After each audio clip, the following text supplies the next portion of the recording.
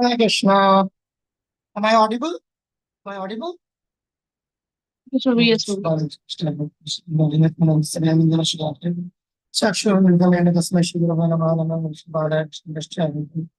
Shrimad Bhaktivedanta Swami Pranam Namaste Saraswati Devi Gauravam Prasad Krishna Shrimad Jai Sri Krishna Chaitanya Guru Nityananda Sri Devi Bhagavan Sivasati Guru Hare Krishna Krishna Krishna Hare Hare Hare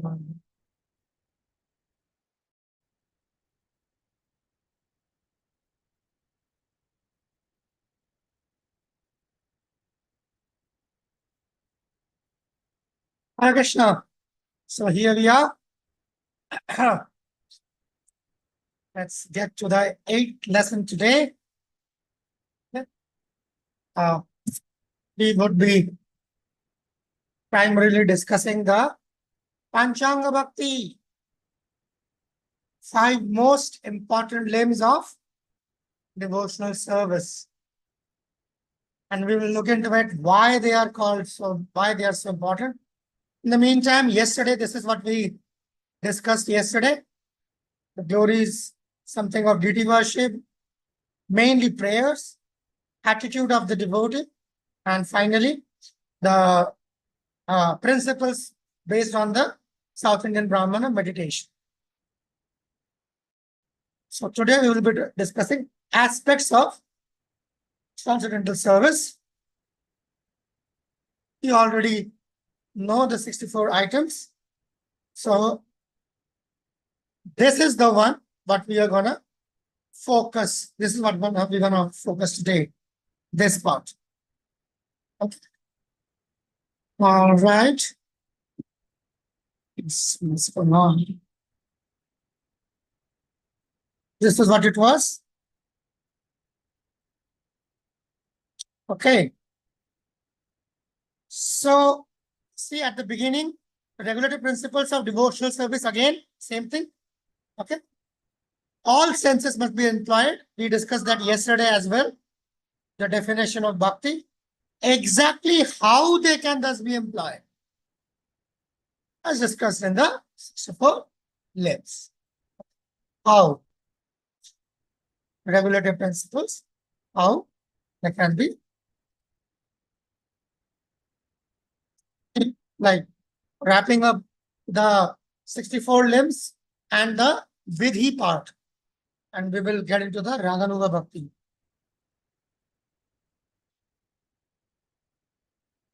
Okay, you see this something in Varnashrama in Sadhana Bhakti.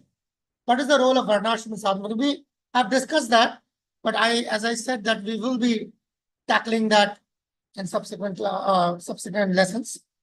Go on. Let's. I need a volunteer to read out for me. Please go ahead. Hare Krishna, Prabhuji. Please accept my humble Yes, obeisances. go on. In Srimad Bhagavatam 11:29, the Lord Himself says, one should execute the prescribed duties of Varna and Ashrama as long as he has not developed spontaneous attachment for hearing about my pastimes and activities. All of these things are recommended for persons who have not developed Krishna consciousness. See, so the point is develop.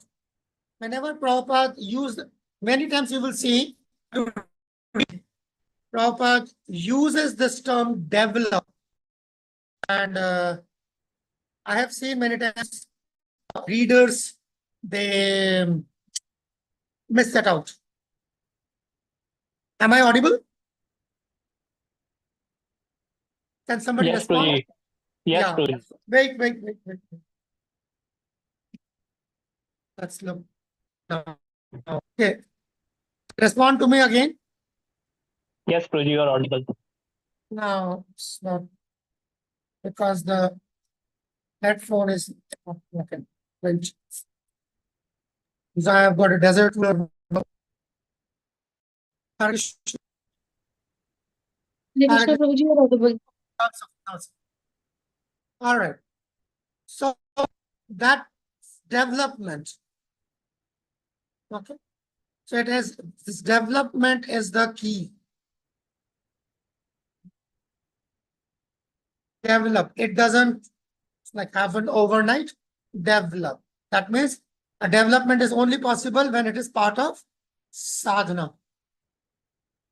There's no question of development if it is not sadhana. If it is a miracle, there is no question of development. So this idea of kripa kar dijiye, which basically tantamounts to looking for a miracle, that is mode of ignorance. Let's go ahead. So this is not recommended. These are recommended for those who have not developed. If they have developed spontaneous attachment, that means raga, then it's different. Let's finish this and then I'll come to you, Pandit Prabhu. Just finish this. Please finish this one. It's incomplete. In fact, all such activities are recommended in the revealed scriptures only to bring one to the point of Krishna consciousness. But one who has already developed spontaneous attachment for Krishna does not require to execute the duties prescribed in the scriptures. Yes. So, as we see, is already, if it is someone has already developed, that's different. So that is the whole point. Trying to develop this raga.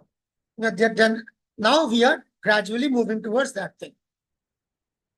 Otherwise, the varnashrama is, you cannot leave varnashrama. Otherwise, then if you leave varnashrama and you haven't developed raga, then you will certainly go towards the vikarma part, sinful activities.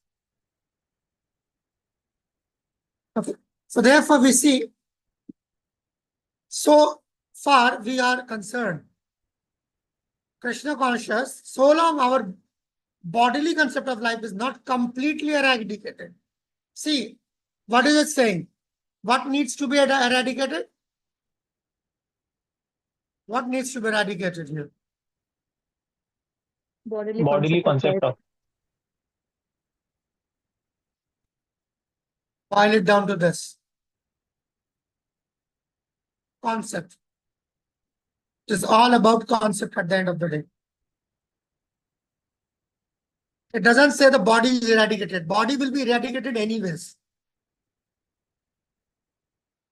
Jatasya hi dhruvo mrityu.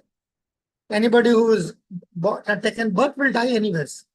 That is not talking about anything about body, but the conception. And the conception is what extent the conception goes, limit of the conception. The limit of the conception goes to till the false ego. Mind, the conception has to be eradicated from the mind. The conception has to be eradicated from the intelligence. And then finally, that conception is eradicated from the false ego, then it becomes true ego, that means bhava bhakti. Right? We must follow the swadharma of the body. So till the time I have not reached, in simpler words, till the time I have not reached the platform of bhava bhakti, we have to follow swadharma. Once I reach bhava bhakti, sarva dharma parityaj. Okay? When can I give up all my dharmas? In the stage of bhava bhakti. Just to present it from a different angle.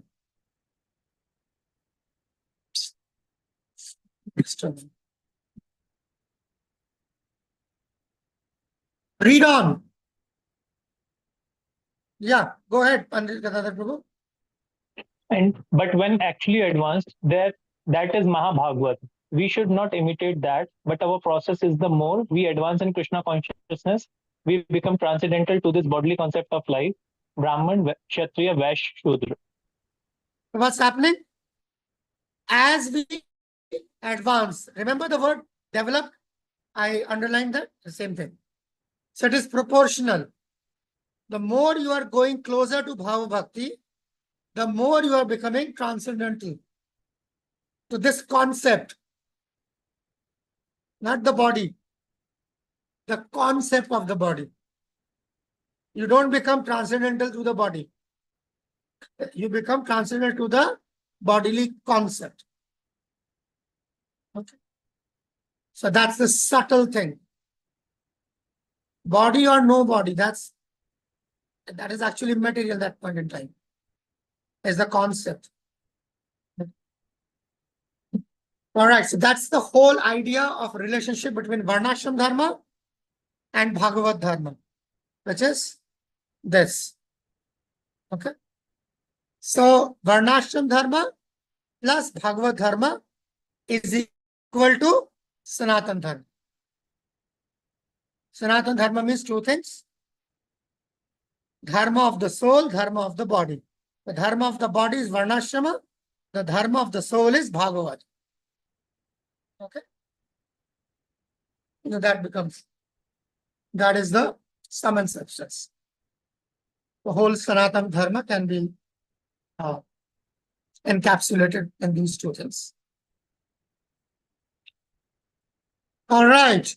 Okay, before we go to the Gyan Vairagya, Pandit Gadadhar Prabhu, I guess you had a question. Yes, Prabhuji. Yes, Prabhuji. So, Go on. Prabhuji, in the first slide, we heard of the term develop the spontaneous attachment for hearing. So, when we discuss about the two types of sadhan bhakti, one is Vedic sadhan bhakti and another is Raga Nuga sadhan bhakti. So, is it not that, there is a transition from Vedic sadhan bhakti to the Raga Nuga sadhan bhakti? Or if it is not, then what is the prescribed method that one should do in order to have or situated in Raga Nuga sadhan bhakti? Because it's a spontaneous one. Certainly it's a transition. Certainly is a transition. But the transition is there as a result of executing Krishna consciousness, and that attachment gradually develops.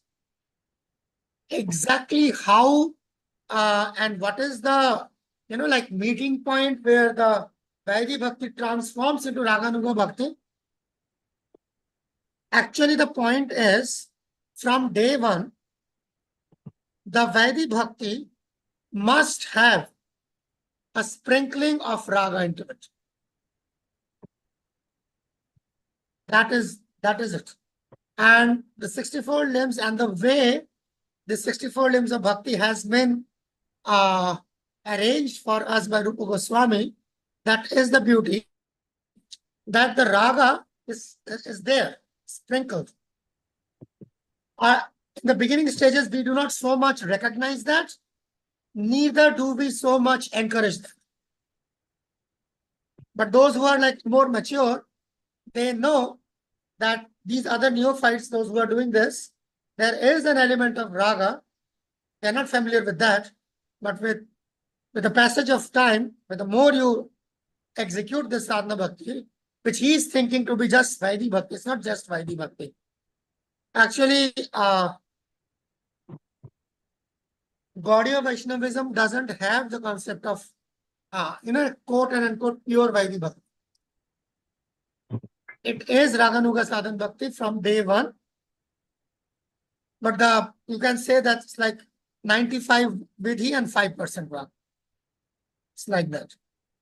Say, for example, if you want to see the difference between the Raga Bhakti and Vidhi Bhakti, you have to carefully study the easiest one, I would say, is Ramanuja Sampradaya.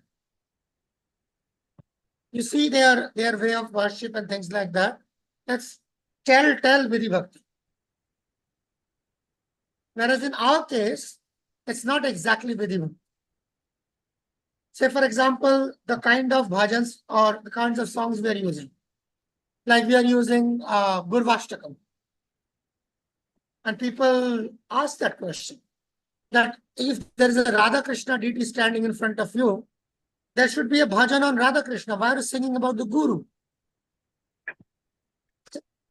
Because people don't know, obviously don't know that why Prabhupada instituted that.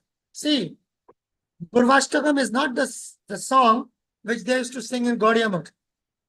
Not today. They sing a different song. Bhale Gaur Gadadhar Arati Nihari.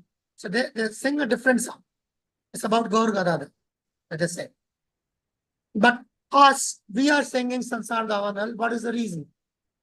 The reason is not generally known because it is not sung.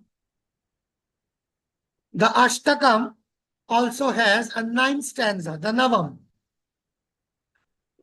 The 9th stanza is the Shrutifal, or the, like what you're going to get if you're singing this. That 9th stanza says, Srimad Bhav, Srimad Guru Vastakam Idam Udachai Brahme Muhurte Pathanti Prayatnat Yastena Vrindavananath Sakshat. So it says that anybody who attempts Prayatnat to read Pathanti, what to speak of singing. If somebody attempts to read this Guru Ashtakam in the Brahma Muhurta, okay, Brahme Muhurte, okay, Yastena Vrindavana Nath Sakshata, that person will surely meet Sakshat Vrindavana Nath, the Lord of Vrindavan.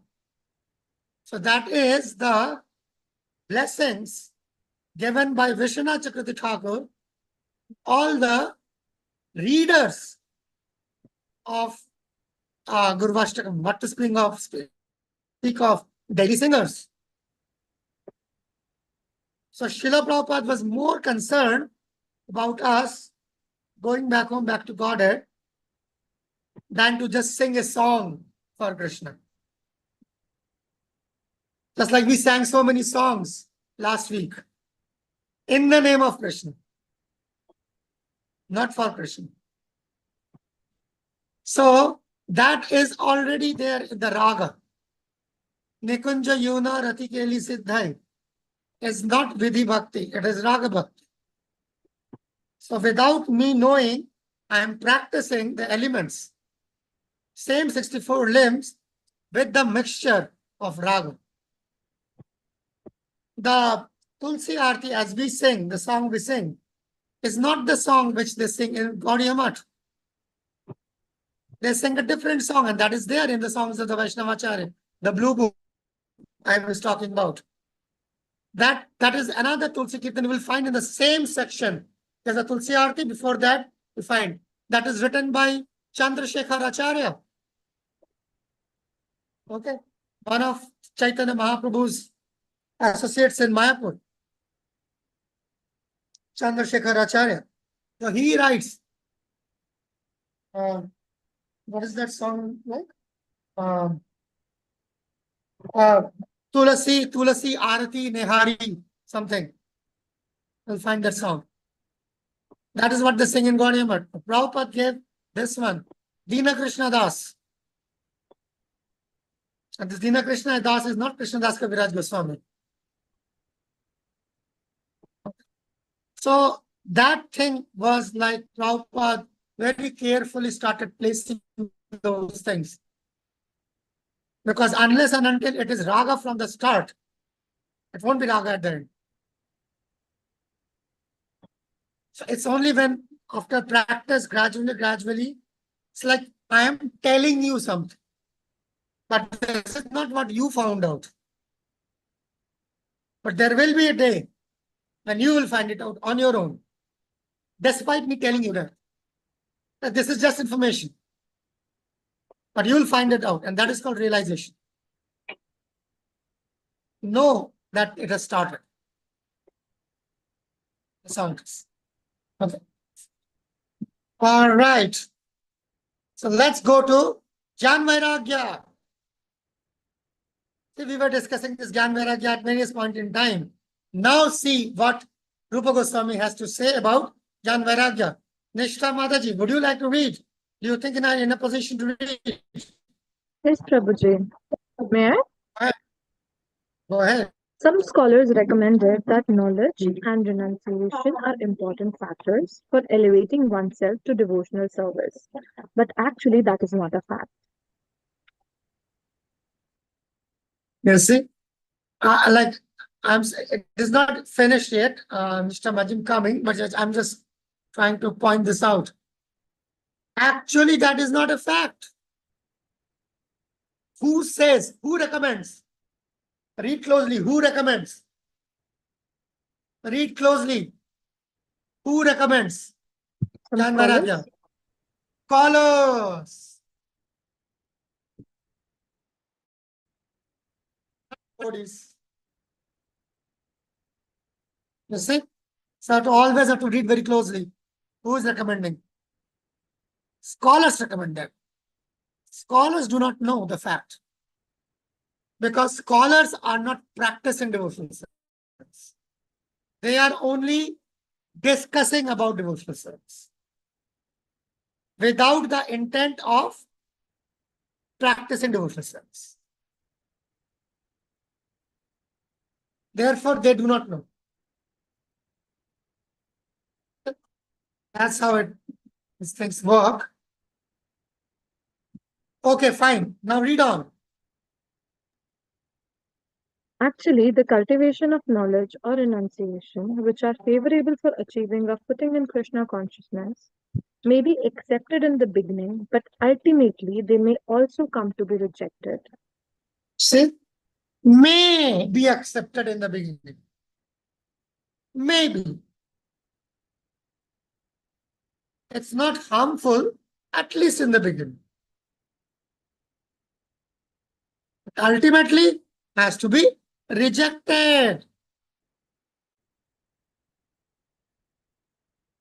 Just like to introduce, to advance, we might have to accept something, and then in order to continue advancing, we might have to reject it. It's like a staircase, right? When I want to go to the second stair, I have to kick the first stair off. Otherwise, there's no question of going to the second stair. So for the first stair, this is there, but going to the next stair, I have to kick off this after a point in time. Because if you don't, then jnana means, as we all, by now, I think it has been registered, jnana means that which leads to impersonal Brahma, and the Vairagya that leads to hardening of the heart.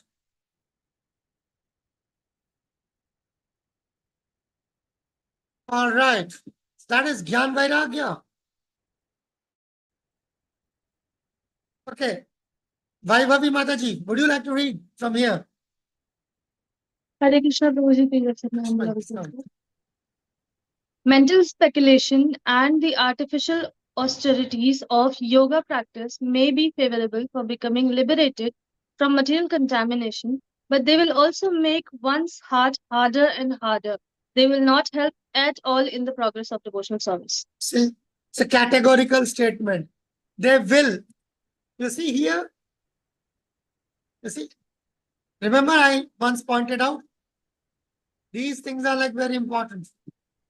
The Prabhupada say may and will. See the previous statement?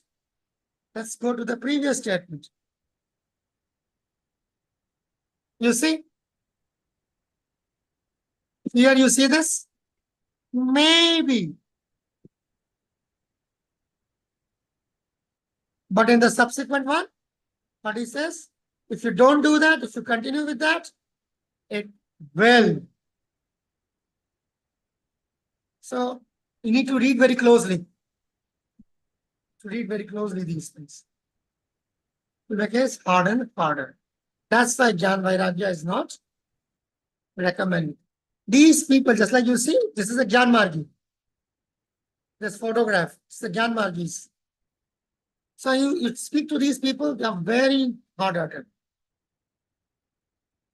It's like generally in the Kumbh Mela, all of these Naga sannyasis, they will be carrying weapons. And they won't back down to hurt you, even mortally. I've seen, but how many of you have been to Kumbh and met these Naga sannyasis? So it's like, what was your experience, Vaibhavi Mataji? They're quite very stubborn about their opinion. Yes. It's Very, like जो है सो है. You cannot argue with them. And they get Cannot very argue with them. furious and Yeah, they aggressive can as be very furious. Yes, very aggressive.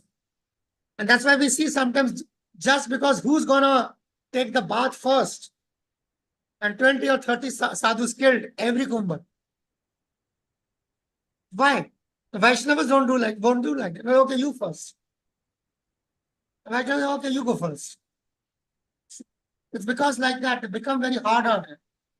Why? There's a reason for that, because of this philosophy. The philosophy says that everything is false in this material world. This material world and Maya is the enemy. So how do you treat an enemy? Devika Maji, I just saw you. I'm sorry. I didn't notice you earlier. How did you manage despite so many challenges? All girls to Devika Maji. Very good. Okay, let's move ahead. Now let's go from the Jnana Vairagya to the our concept, our principle of Yukta Vairagya. This is the key. This is the harmony. Okay. Okay, Karunamai Mataji, do you think you have the bandwidth to read? Yes, Prabhuji. Hare Krishna, Prabhuji. Go ahead, Majid. Srila Yukta Vairagya, Srila Rup Goswami then recommends that one should not be attached to material sense enjoyment, but should accept everything enjoyable which is in relationship to Krishna. Yes.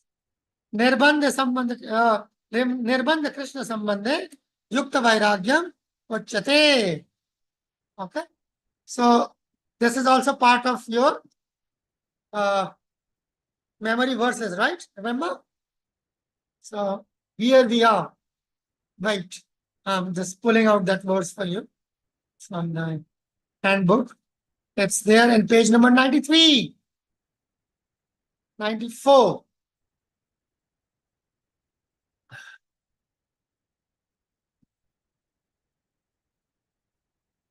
अनासक्तस्य विषयानितारं युञ्जता निर्बन्धसिद्बन्ध कृष्णसम्बन्धित्वं प्रापञ्चके बोधया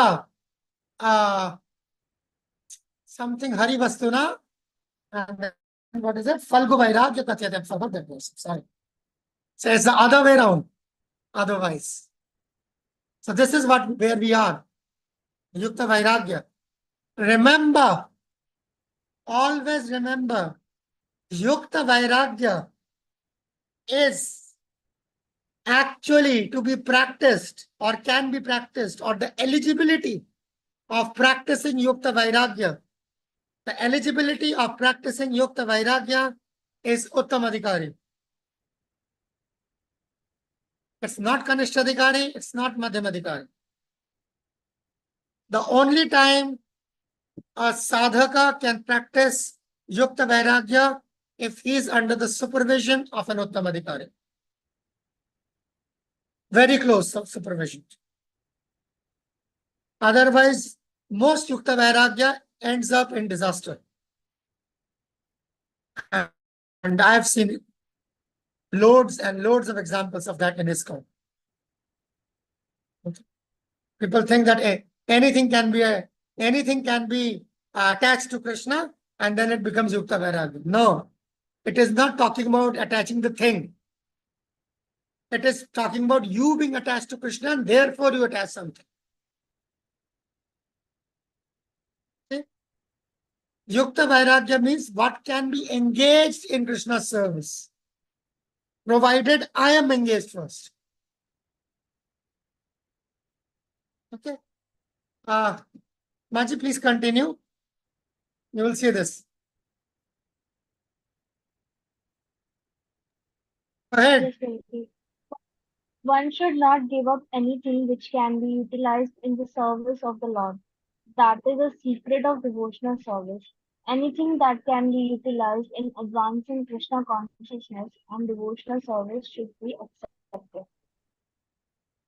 Anukulasya Sankalpa. The 6 symptoms of Sharanagati, surrender. First, accepting what is favorable. That's the idea. Prabhupada once said that.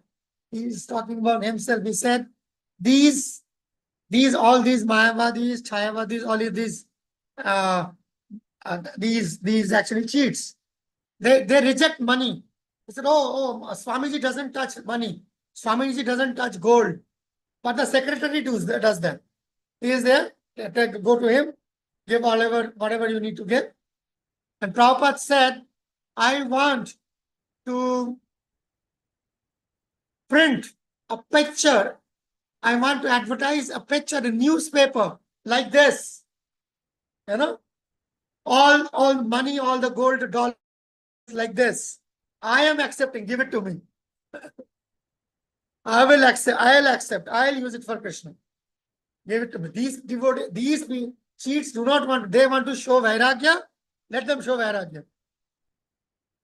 Ours is yukta vairagya. That's so. The idea is Prabhupada can say that.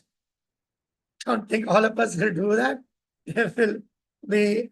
So because it's a tug of war. You see, it's a tug of war.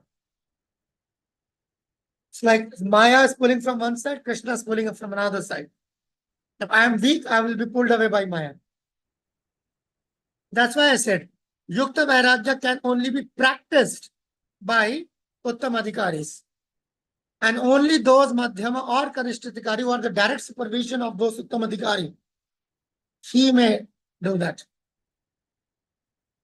That's why we see, mostly in ISKCON, we see devotees, practicing devotees, they are neophytes and mostly they are under the guidance of other neophytes.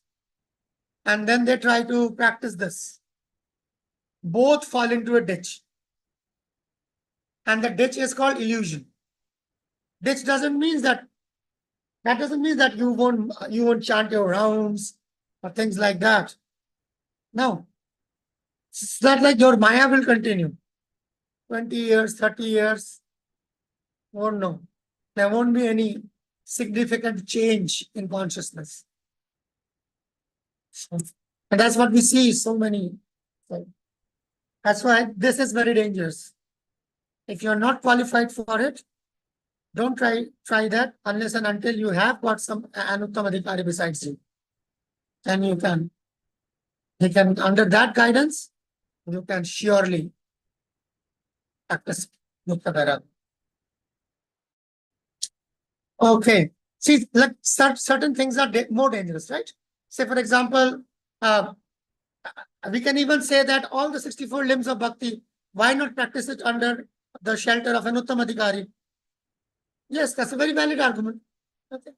So, but even if there's a Madhyam Adhikari or a Kanishta Adhikari guiding a Kanishta Adhikari, so the progress won't be so much there. Okay. There's a Madhyam Adhikari, there will be progress. An Uttam Adhikari, there will be expected to be quicker progress under his guidance, provided I am following the guidance. Not that there is an Uttam Adhikari just for namesake. Okay. I am also following. So there will be faster. But this thing, like Yukta Vairagya, try do that with the help of a Madhyam Adhikari or a Kanishta Adhikari.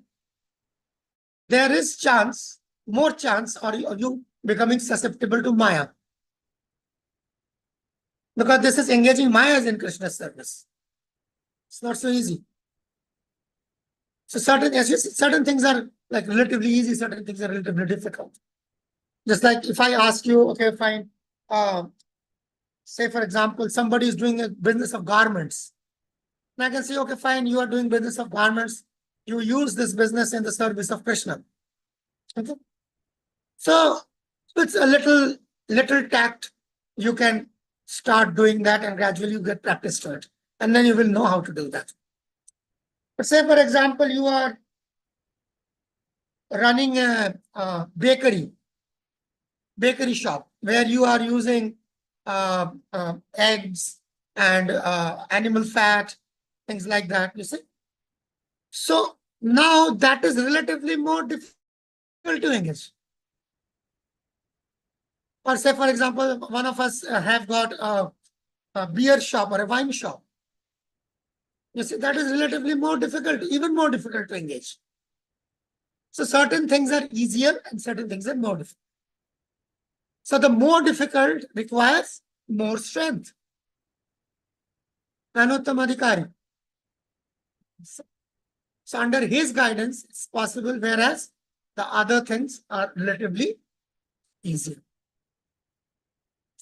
So let's go back to Yukta Vairagya, that we already referred to the verse.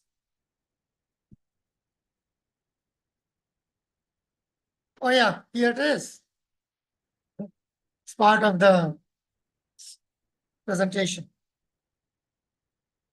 Here Prabhupada is condemning those who do not practice Yukta Vairagya. Jyotimaji, do you think you are in a position to read? Yes, Prabhuji. Go ahead. Yukta Vairagya, the impersonalists who try to avoid everything material may undergo severe austerities, but they miss the opportunity of being engaged in the service of the Lord.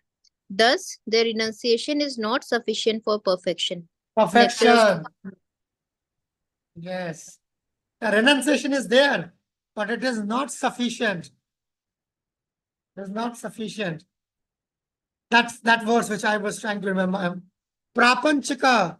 Prapanchika buddhaya hari bhakti sambandh. Hari bhakti sambandhana. Mumukshu parityago. Yes. Vairagyam falgu kathayate. Mumukshu parityago. Mumukshu means those who are aspiring for liberation. That means this impersonalists. Mumukshu parityago. They give up. What? Hari Bhakti Sambandhana. That thing which can be used in relationship to Krishna. Because they think Prapanchika Buddhaya. They think that this is made of the Prapancha, the 5 elements, this material world. This is matter. So the matter, they think because this is matter, it's like this. I have got this, you see, bottle of ghee. So it is not spirit, it is matter. So he will say, give it up. It's matter. But if I'm using this ghee to worship Krishna, okay, so that's a different thing. So they give it up. That's why the renunciation is not complete. You see, he's saying not sufficient for perfection. Perfection means siddhi, swarup siddhi. The renunciation is not complete for swarup siddhi. And in that incomplete state, that's why when they reach Brahma, they ultimately slip back. Why? Because it was not sufficient for perfection. It was sufficient for the Brahma, but not for the perfection. Therefore, it slipped down. All right. What happens? Okay. That's it. So now let's go to the Panchanga Bhakti. Okay. So now we will go to the Panchanga Bhakti and we will read on different limbs in groups and then we will present all the 5 limbs of devotional service. For that, wait a minute. Let me pull out those sections for you and then we will divide our class into, I think, pairs now, not groups, because it's hardly 10 people out here. So we can only have pairs, cannot have groups. Never mind. That's good enough. So let me go and let me tell. Okay. Please come to chapter number 13. Okay. Please come to chapter number 13. And please mark these places. Okay. You see, 5 potent forms of devotional service. leave the first paragraph, and from the second paragraph, this paragraph is about worship, archana. Write it down. This is archana. Okay? Found it? Everybody found it? Okay. The second paragraph is also archana.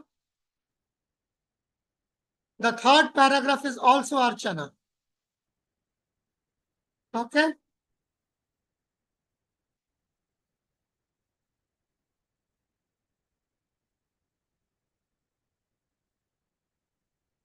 Right.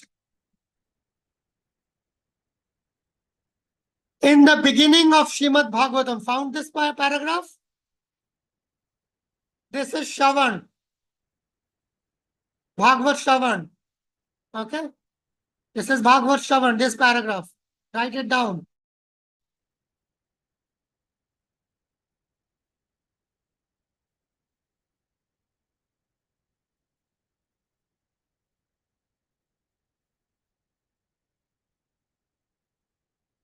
Wait, that was not Bhagavad Shravan. That was not like, strike it off, strike it off. That was still Archana. Archana is going till this part. The actual import of the verse is that one must see the form of Govinda. Okay? 5 paragraphs for Archana. Alright?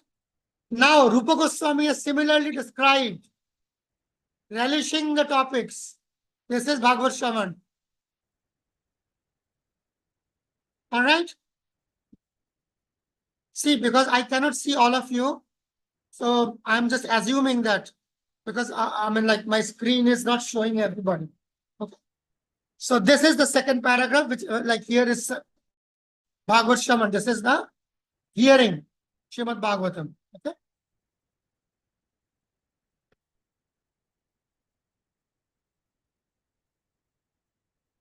This paragraph is about hearing and chanting.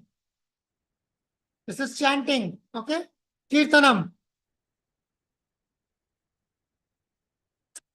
Hearing and chanting Mahamantra. Found it? Yes, Prabhuji. Okay, fair enough. This is the third one. Second one, you see, Mathuravas. The next one, the immediate next paragraph is Mathuravas. All right?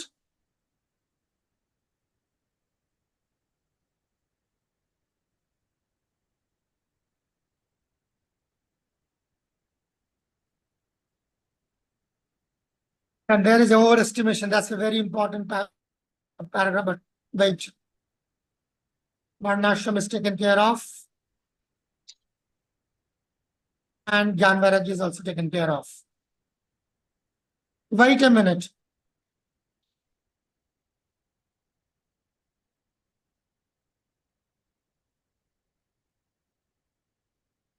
All of Yukta Vairagya.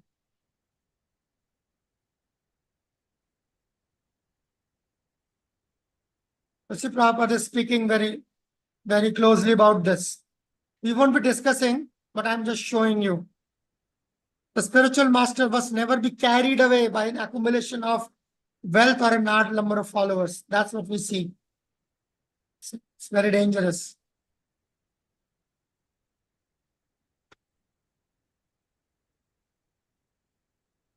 Right. Then I think I have to go to the previous one. Chapter number. Yes.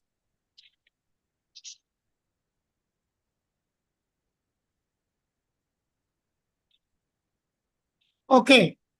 Again, now we are coming to chapter number 12. In chapter number 12 is there. Hearing the revealed scripture.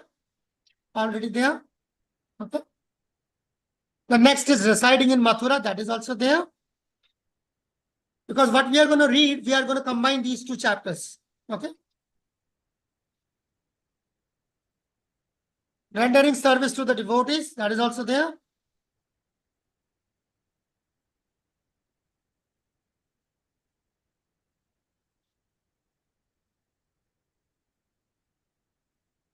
And skip these two. script Urja Vakt, script festivals. You see, serving the deities. Found it? It's also there. Recitation of Srimad Bhagavatam among devotees, not for outsiders, among devotees. Okay, and the last one.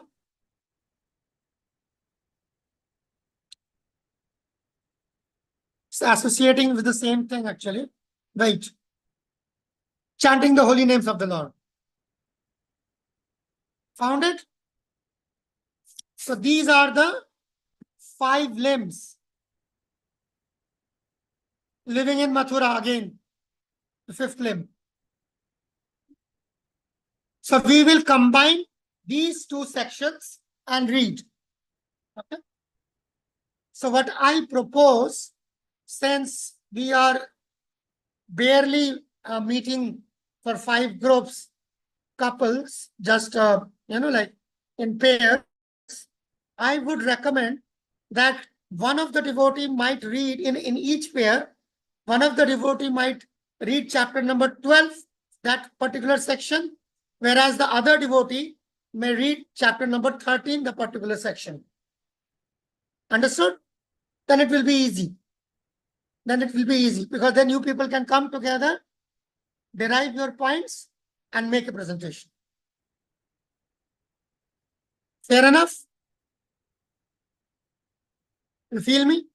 So it's just the, okay, good. So let's divide 5 groups into 5 sections. Okay. The first group, where is our Chitralekha Mataji? Is she around? Yes, Prabhuji. Oh, Chitralekha Mataji, okay. Can you like post this, what I'm saying in the group? Group number 1, okay. So it's like this. All right. Group number 1, worshipping the deity. Or say pair number 1. Pair number 2, hearing Srimad Bhagavatam. Pair number 3, serving a devotee. Pair number 4, chanting Hare Krishna Mahamantra, chanting holy names. Okay.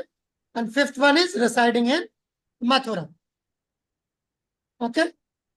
So I think you people will easily require 20 minutes to read and come up. This is some really seriously reading stuff. Okay. So I'll give you 20 minutes. So let's go back and get into pairs. Okay. Does anybody have any problem getting into pairs? Let me know, because sometimes devotees are just they just vanish and the other partner is like left in limbo. Please don't do that. Karunamai Chitralekha Maji, can you do a favor to me? Call this Tanvi Maji before I assign some groups. Every time I see she is like absent. She can be absent, I don't care. But don't hang somebody else to dry out in the sun.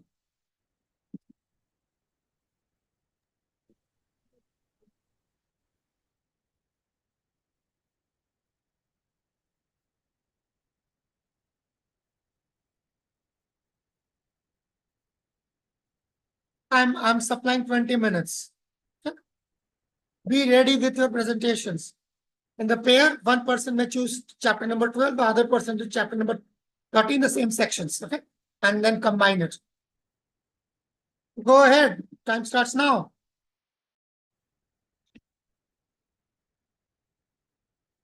And jump in, jump in.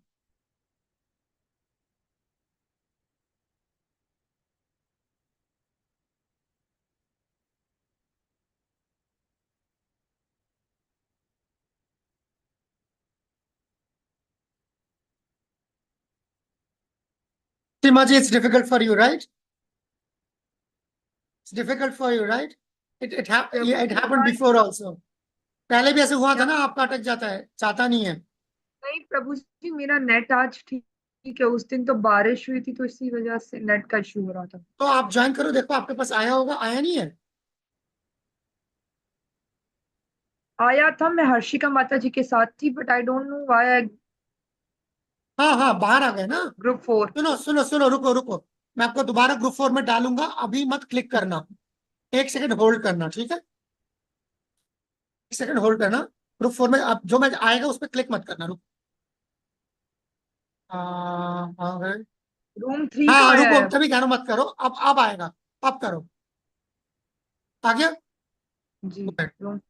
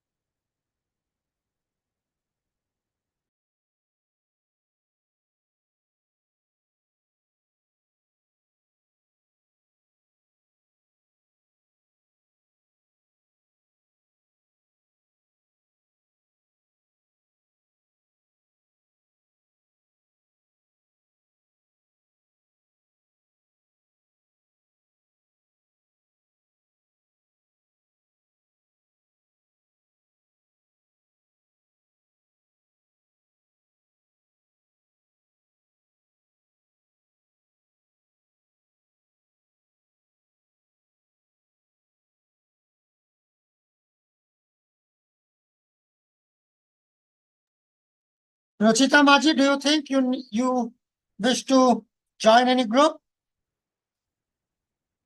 Ruchita Mataji? Yes, Prabhuji, Hare Krishna, Okay, I'm sending you to a group. Okay, group number 5. Go out and help them. Go ahead.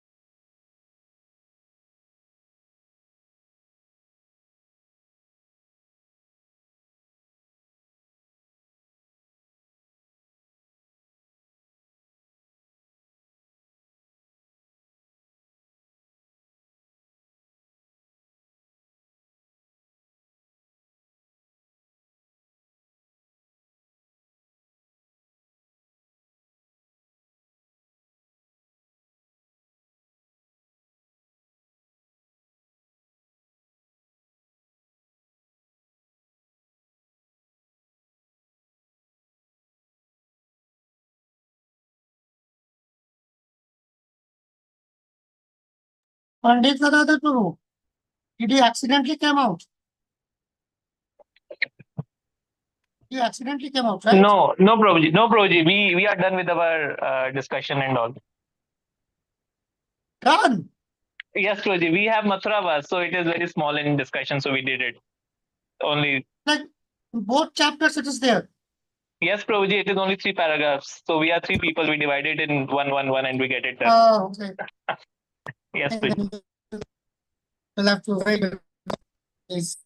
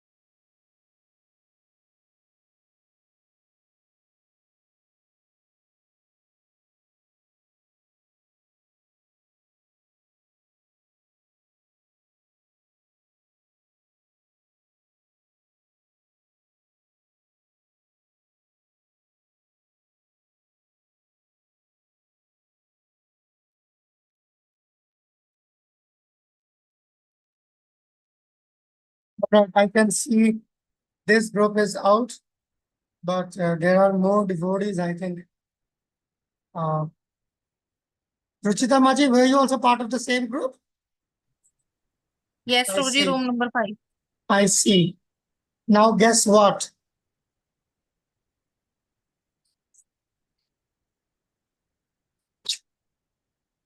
Because I signed out, I don't have the permission. I cannot go back to the rooms. Somebody needs to inform Karunamai Chitralekha Maji, is it right? Texting, Prabhuji. Yeah, you can. So I don't have any access to any group.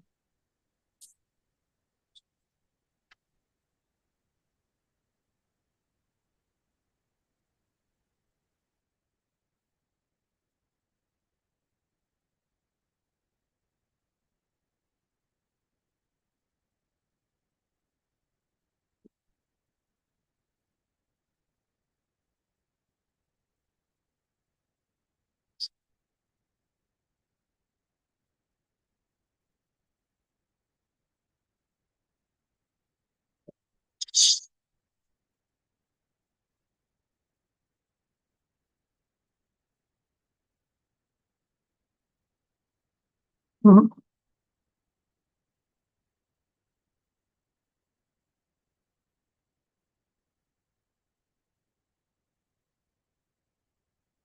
No, I cannot do that. I can't go back. Just I lost my internet connection and then this happened.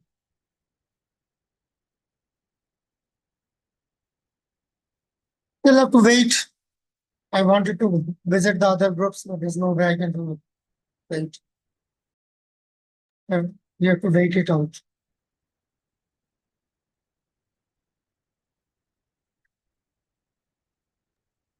Prabhuji Mataji is doing in seconds. I've asked her. Oh, okay. Thank you. Let's see if I can.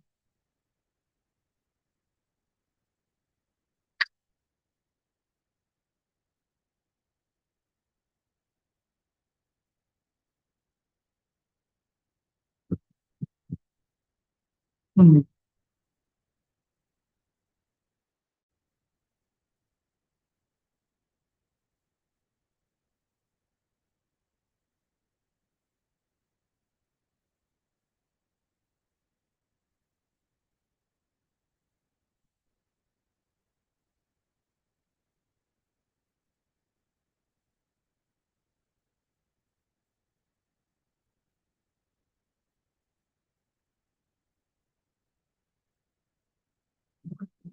Oh, yes.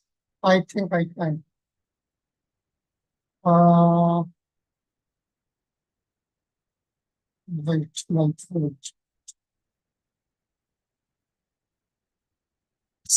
Finally. Thank you.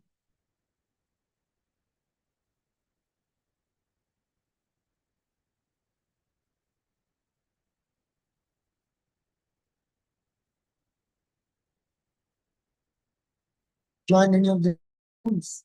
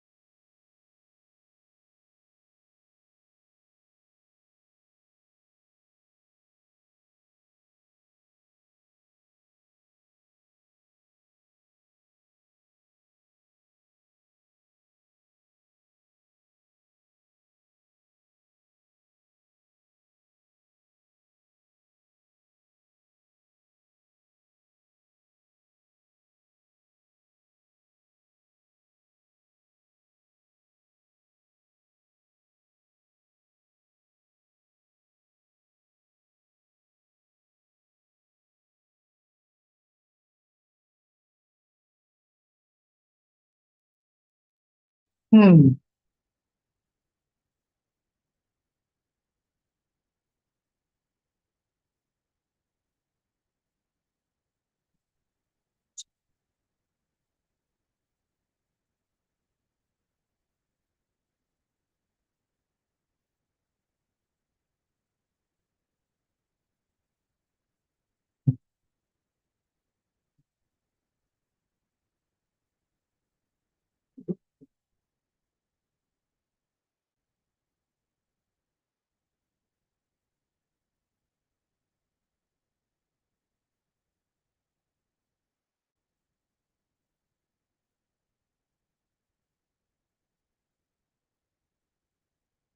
All right.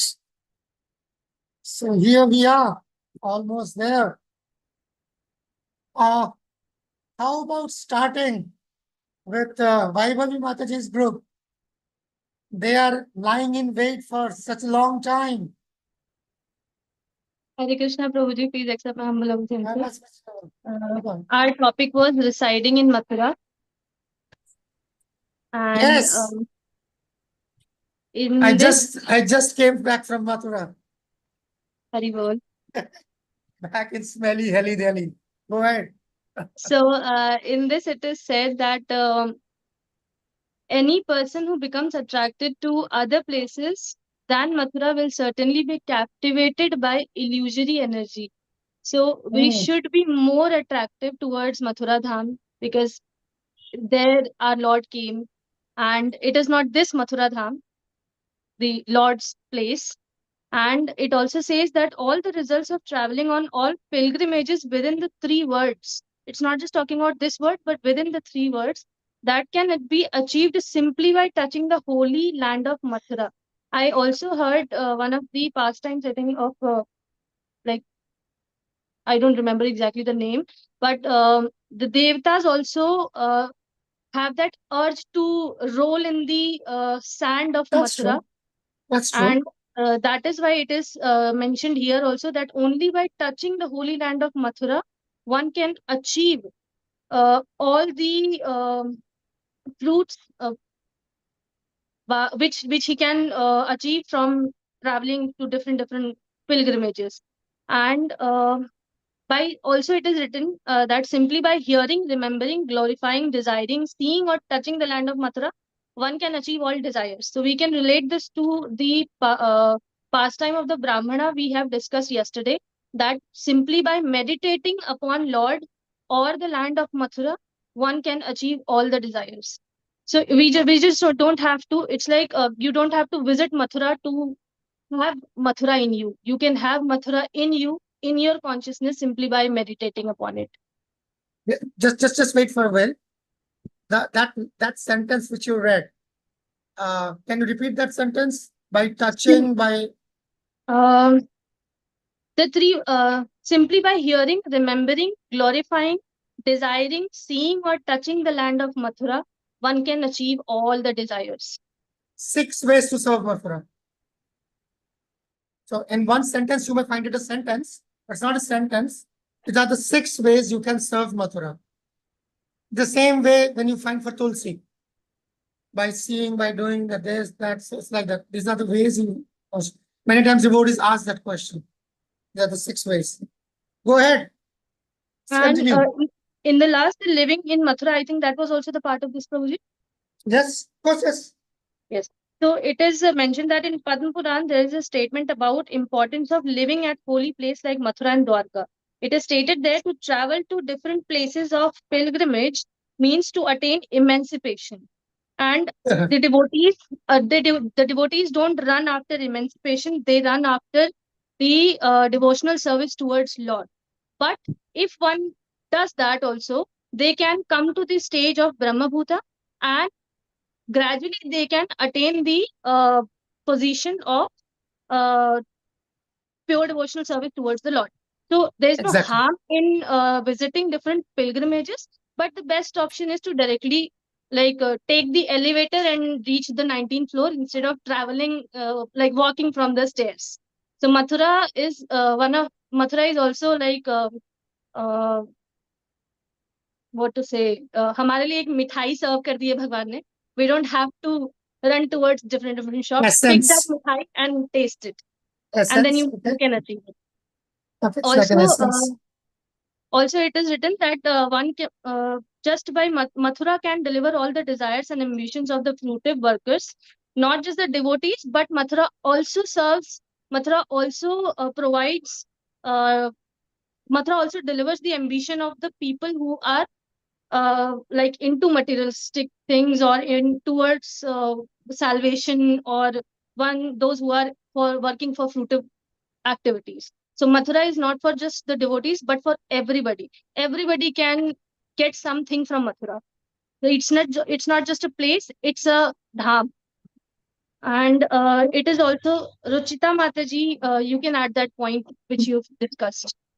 Hare Krishna, Prabhuji, Dandavat Pranam. Yes, ma'am, Janab Prabhuji. Prabhuji, Srila Rupa Goswami said that Mathura is far important, far better than Vaikuntha. Oh yeah, that is there. That we will be coming in network instruction. Verse Yes, number Prabhuji. verse number 10. Yes, Verse number 9 actually. Yeah, well, that's coming. That's coming. Vaikuntha Janito Vara Madhupari Tatra Pirasam Sabha Vrindaram. Anyway. Okay. So Uh, And Prabhuji, from the 13th chapter, we also have this Mathura Vas. Can I quote it? yes. So Go ahead. here Srila Rupa Goswami describes that Mathura Mandal. This is the part where one can understand how one can achieve the bliss from Mathura. Like I remember the Lord standing by the banks of the Yamuna River, so beautiful amid the Oh, kadam trees, where many birds are chirping in the garden, and these impressions are always giving me transcendental realization of beauty and bliss. So Mathura is not only fulfilling your desires, but it is also giving you the pleasure and remembrance, and one can have connectivity, direct connectivity with Lord just by standing there and watching everything in Mathura Dham.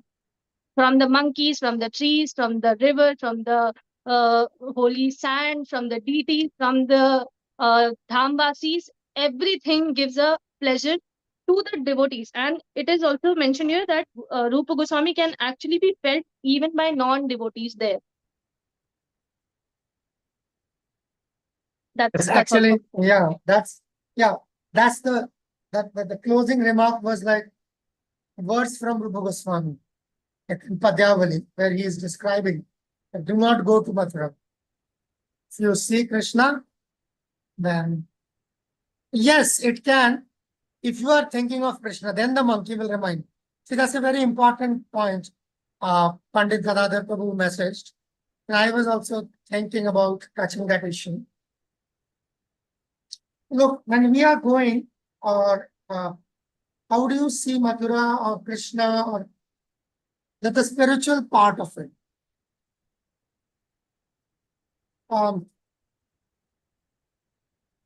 Actually, I lost it. Came to me and then just lost it. I lost it.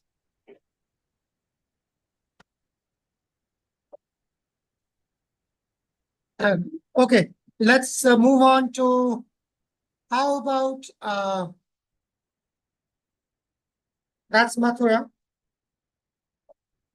Yeah, this is another thing. Of course, this is not what I was. This idea of, oh yeah, that is the one. Yeah, it's a very important point which Pandit Gadadhar Prabhu actually primed me for. See, I can just narrate my own experience. And can I narrate my own experience? Yes, Prabhuji. Yes, sir. Okay. So a couple of, I think a fortnight ago, I went to Aligarh. And it was the first time in my life I went to Aligarh. There was some a small service. So I went to the Aligarh, and there's the Aligarh temple is there. It's under construction, and a couple of more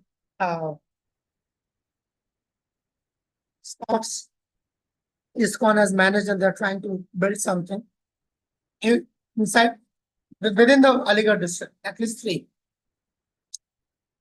It's been to a couple of them. And then when I went there, and then I was discussing about that place, and it came about that this place was once visited by Lord Balram. And then they said that this place has been marked by a temple also. So I then asked them to, if it's possible for us to go, and I visited Lord Balram's temple. It's the Revati Balram temple. Had darshan, paid respects, everything. I heard the pastime also, what was there. I could figure this thing out, and I also could figure this out that when possibly Balram must have visited, possibilities during the Kurukshetra war when Balram was out on pilgrimage.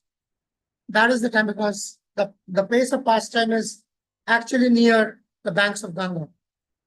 So, okay, so I figured that out. And I came back. I also made a post about that place, the deities posted on Instagram. So now the point is, I went to Aligarh and I found the place of pilgrimage, a pastime of Mara. That is not residing at Mathura. It has to be the other way around. I went to the pastime place of Balram at Aligarh. That is Mathura Vas. Getting my point? A is equal to B is not B is equal to A here. The purpose of my visit was not to pay respects to the pastime place of Balram. The purpose of my visit was to visit Aligarh. And it's only afterwards I chanced to find that place. And since I found that place, I visited that. That is not equal to staying in Mathura. If you are going to Aligarh with the idea of visiting Mathura, visiting Balram, and that place happens to be Aligarh, that is not Aligarh, that is Mathura.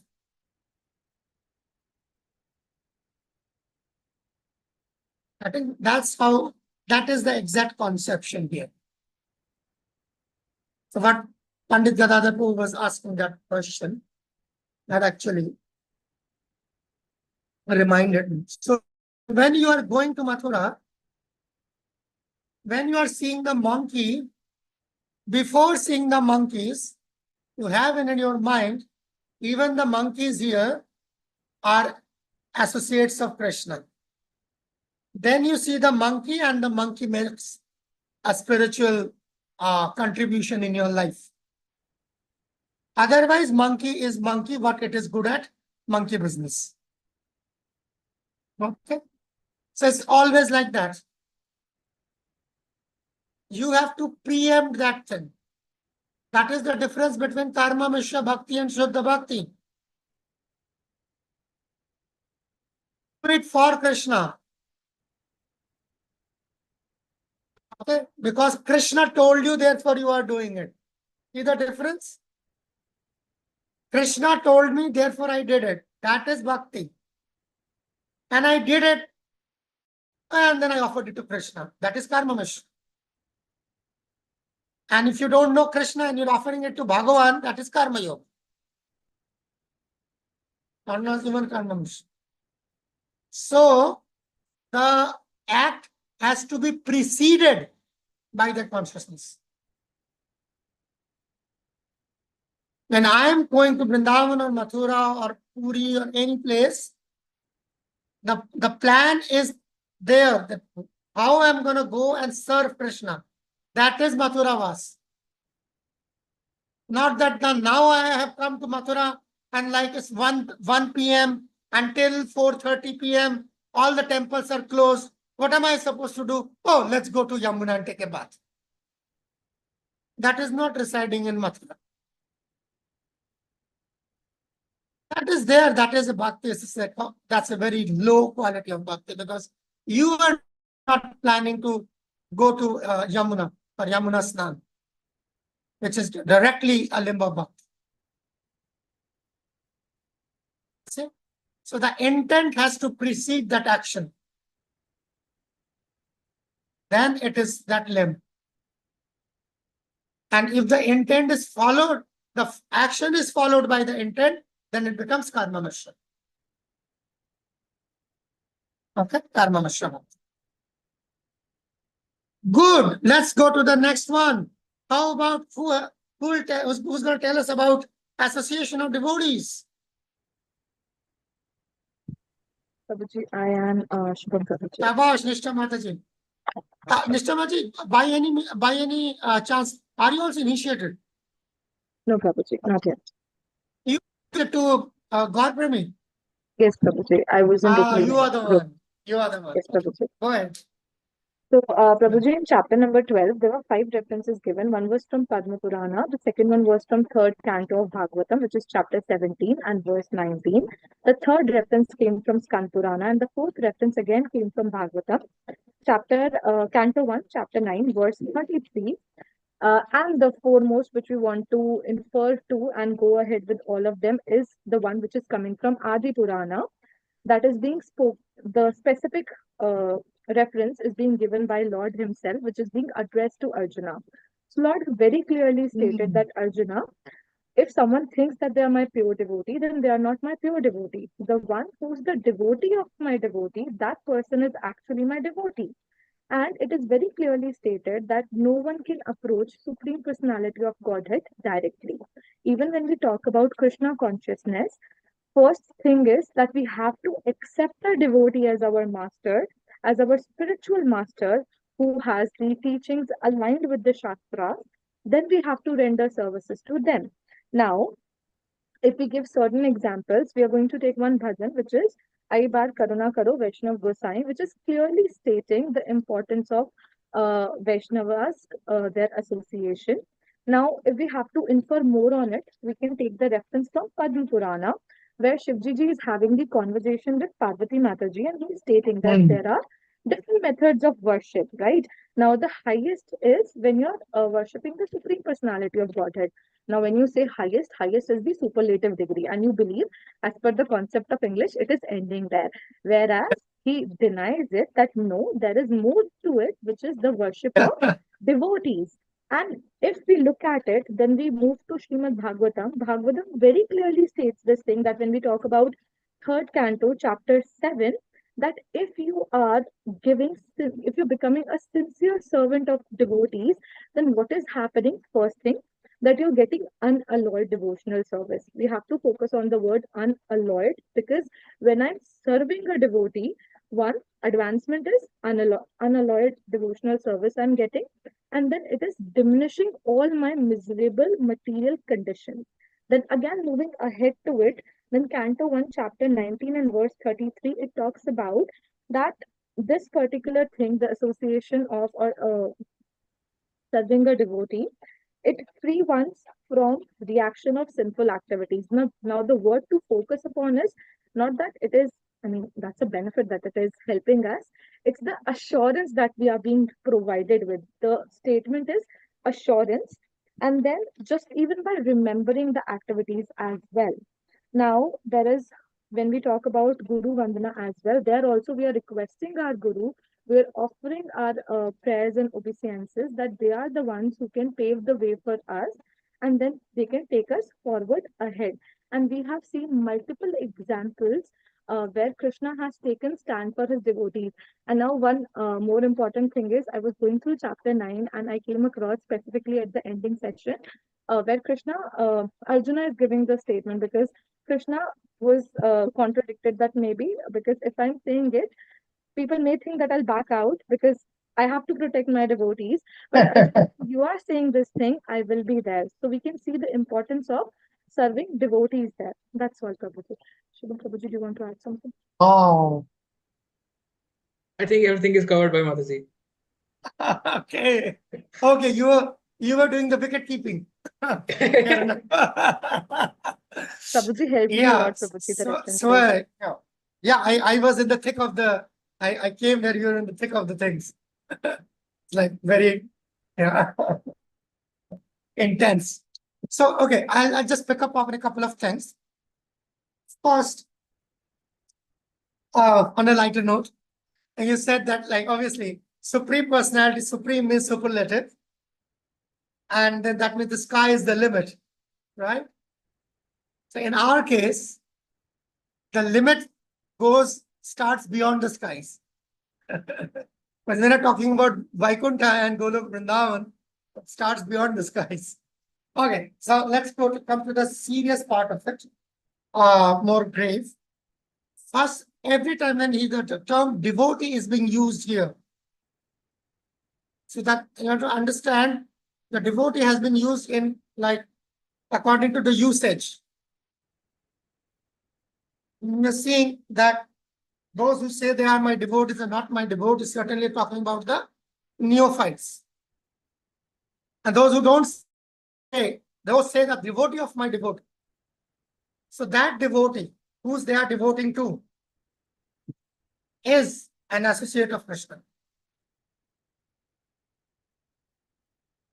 Just like the other one, when the same quotation, like in the same, what should I say, the same spirit has been again echoed by Lord Shiva. Okay, Aradhanam Sarveshnam Vishnor Aradhanam Param. So that is Param. But then Tatparataram Devis Svadiyanam Sam Archanam. So the word is Samarchanam. It actually means that they are equally worshipable. So what is Tvadiyanam? Tvadiya means those that belong to me. So what belongs to Krishna? The Sudarshan Chakra belongs to Krishna. Radharani belongs to Krishna. Okay. Questions, expansions belong to Krishna.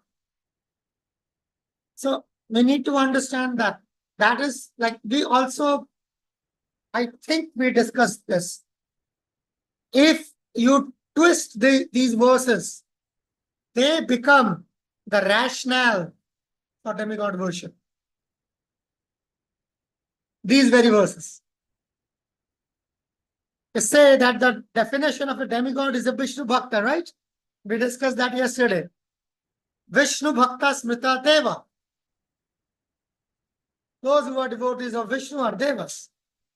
And here Vishnu is saying, Shiva is saying, those who say that they are my devotees are not my devotees of my devotee. Worship of my devotee is superior to my worship.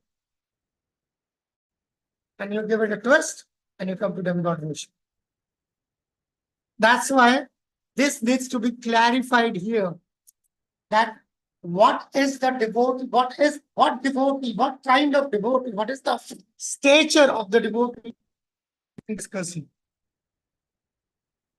So what are we discussing here? Those devotees. Otherwise, it becomes a free for all. That's how it happens. That's how demigod worship got introduced and it took the front seat. Okay. That's why Guru, spiritual master, is considered with the sum total of all demigods put together. Sarva Deva Mayo Guru. Acharya Mam Vijaniyat Nayam Avamanya Karyachet. Na Martayo Buddhaya Sarva Deva Mayo Guru. The demigod, the spiritual master, the Vaishnava spiritual master is the embodiment of all the demigods put together. That's why we have the Guru Puja instead of Ganesh Puja. Embodiment of all gurus, demigods. Sarva Deva Mayo Guru. Good. Let's move on to Bhagavad Shavan. Who has Bhagavad Shavan? Is it Krishna Priya Mataji? Hare Krishna. Oh, Hare yes. Pranam Prabhuji. Go ahead, Chitralekha Maji and Krishna Priya Maji. So I'm covering that 12th chapter. So she will cover the 13th. Fair enough. So as we know, Vedas means the aggregate of knowledge. So Srimad Bhagavatam is the desired tree of Vedic knowledge, Vedic wisdom. So it is also called the Kalpa Vriksha. So just like Vedas has different branches and various knowledge is given there, Srimad Bhagavatam has what all the knowledge which is required for a human society. Okay. Then also Srimad Bhagavatam is considered to be the ripened fruit of the desiring fruit called the desire fulfilling of the Vedas. So it is compared to the pulp of a mango actually. So the example is given, just like a tree is honored by the production of a fruit. A mango tree is considered a very valuable because it produces the king of all fruits. So similarly, the mango tree becomes ripened. It is the greatest gift of that tree. So similarly, Srimad Bhagavatam is similarly held to the ripened fruit of the Vedic tree. So just like a parrot first breaks a fruit, he tastes it. So it is said here that Shukdev Goswami, who's actually parrot of Srimati Radharani, he first touches the uh, fruit, which is the actually Srimad Bhagavatam. So it becomes more relishable.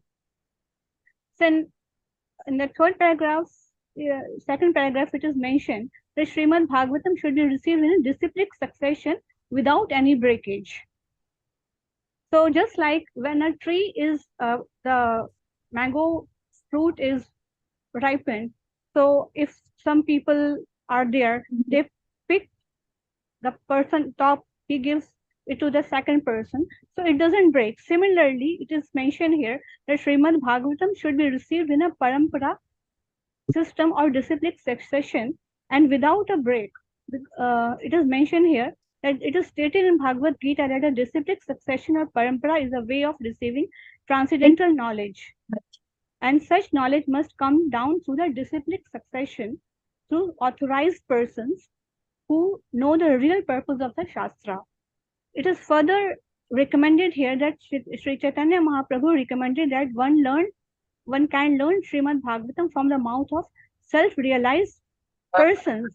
They are called Mahabhagavat or Bhagavatams. So the meaning is given. Bhagavat means in relationship with the personality of Godhead, Bhagwan. So the devotee is sometimes called Bhagavatam, and the book which is in relationship with devotional service to the Supreme Personality of Godhead is called the Bhagavatam.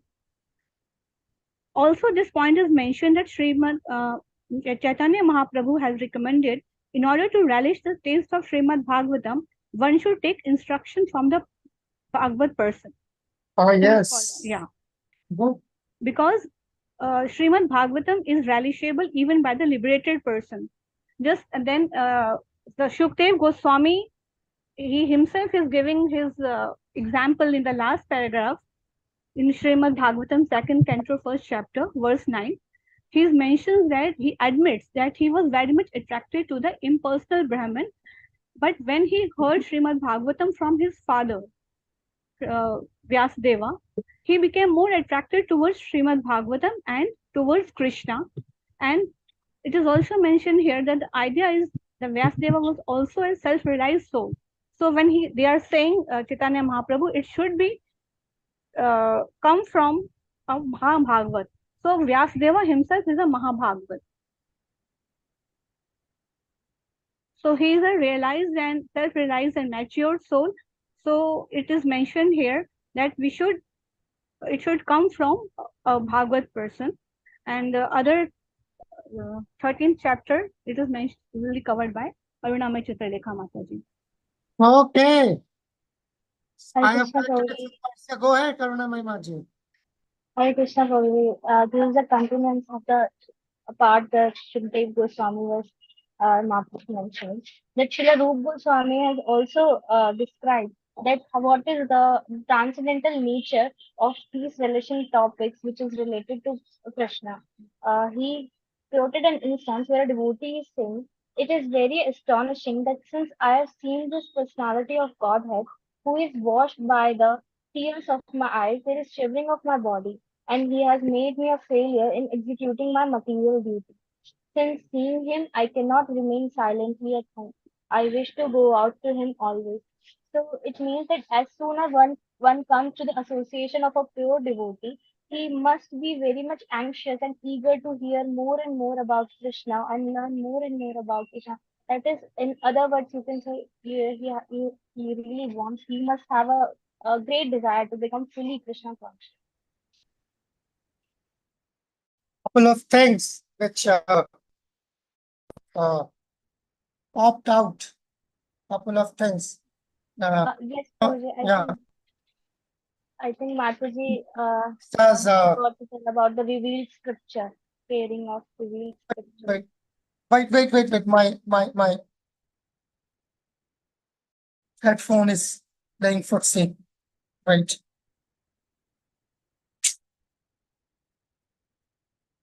Hare Krishna, can you hear me out? Yes, Prabhuji. Yes. All right.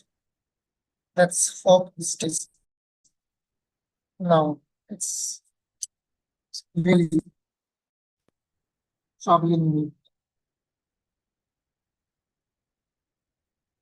A couple of things that popped out, and I feel that it's like when Krishna Priya Mataji started and she read from that says Bhagavatam is a kalpa. So, what do you understand by the term kalpa? Can you hear me? Am I audible? Prabhuji, your voice is breaking. Yes. Now finally, that has started also. Is it better now? Yes, Prabhuji, you're audible. Same audible. So, like when you're talking about Kalpa Vriksha, like as Krishna Premaji quoted from Bhagavatam, she was reading that.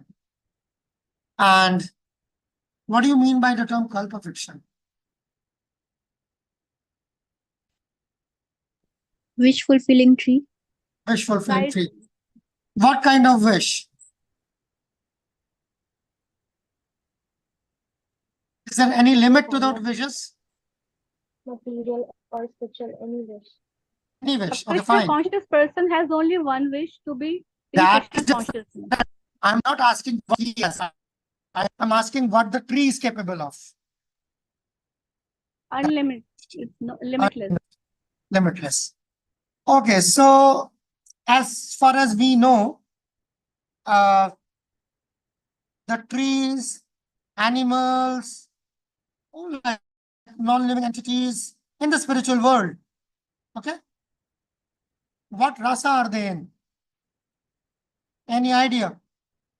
Shantrasa. Shanta, yes. I was just looking for Shubham Prabhu. So I was expecting it. Okay.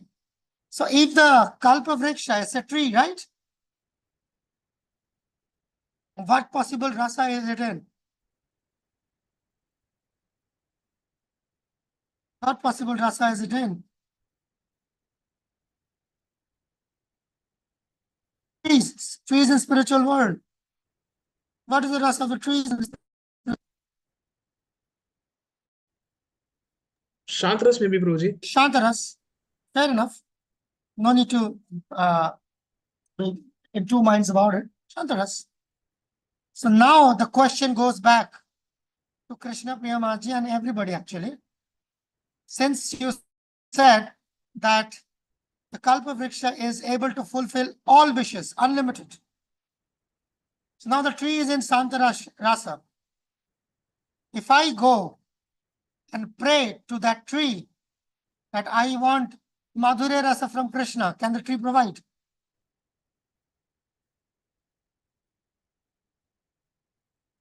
Huh? What do you think? No. Jyotimaji says no. Other thoughts? Anybody Yes, who it will. dislike? It will. How will it do that? It doesn't have rasa. It is not in Madhurya Rasa. How will it provide Madhurya Rasa? In the form of Srimad Bhagavatam. That's like evading the question. I will come to that. Now, Bhagavatam. Since you compared the tree to Bhagavatam, now that's why I'm dissecting the tree first. See, the object of comparison will be first checked, na? That we will we are gonna experiment with. And then for the thing which has been compared to. So now the tree is Santarasa, Kalpavriksha. How can it give Mahadvari? Okay, Vaibhavi Mataji. Prabhuji, it's like although it's in the Shantrasa, but he has the ability to give us or fulfill our desires. How is it this? If it is not in Madhurya Rasa, then you see that the example, like if you do not have 500 rupees, how can you give me 500 rupees? We make 100 rupees each for one arrangements so that rasa. we can get. You can get an arrangement for that. That's a clever one. That's a clever one. Yeah. If you if you if you remain like this alert, I have reasons to believe you will make it in this lifetime. Just remain alert like this. So Shanta, that is the mundane conception of spiritual life. Since the tree is in Shantarasa, how can it give me Madhurya Rasa? That is called material calculation. The tree is not in Shantarasa because it can only go so far. The tree is in Shantarasa because it wants to be in Shantarasa. It is not like, well, like in India, after, like you pass the 12th grade, according to your marks, oh, you cannot pursue science. You have to go to humanities. Not by choice, but by force. That is not spiritual life. The rasa is to your choosing because you have chosen a service. You didn't choose the rasa. You chose the service. If I want to dress Krishna, if I want to feed Krishna, if I want to take care of Krishna's rooms, I always want to be there when Krishna comes so that I can, so then I have given a list of service. That list of service corresponds to a rasa called Dasya Rasa. I didn't choose Dasya Rasa. I chose Dasya Bhava, the service. The service in Dasya Bhav produces Dasya Ras. So those who think like that, and that's why they have created havoc in ISKCON. But this is all coming from this Radhakund and this Gaudiyama, this, that, all this. If the Guru is not in Madhurya Ras, how can he give you Madhurya Ras? Idiot. That's why they come. Oh, if Prabhupada is in Sakhya Ras, many of them feel that the Prabhupada is in Sakhya Ras. So then, oh, your parampara is gone then, done for it, right? We will not have Madhurya Ras anymore.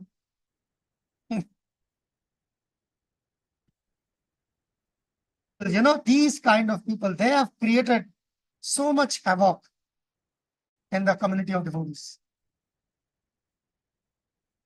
Now, coming back to the same question. Since you compared Bhagavatam to the Kalpa Vriksha, so then if I am reading Prahlad Maharaj's character or Dhruva Maharaj's character Prabhuji, or it is Ambarish mentioned Maharaj's here. character, It that's is what I'm mentioned in saying. the book. That's not what I'm asking, what is mentioned. I'm asking why it is mentioned. It is mentioned here and I can show you the same evidence to disprove what I said. I will show you the same evidence. You see, Bhagavatam is like a Kalpa Vriksha.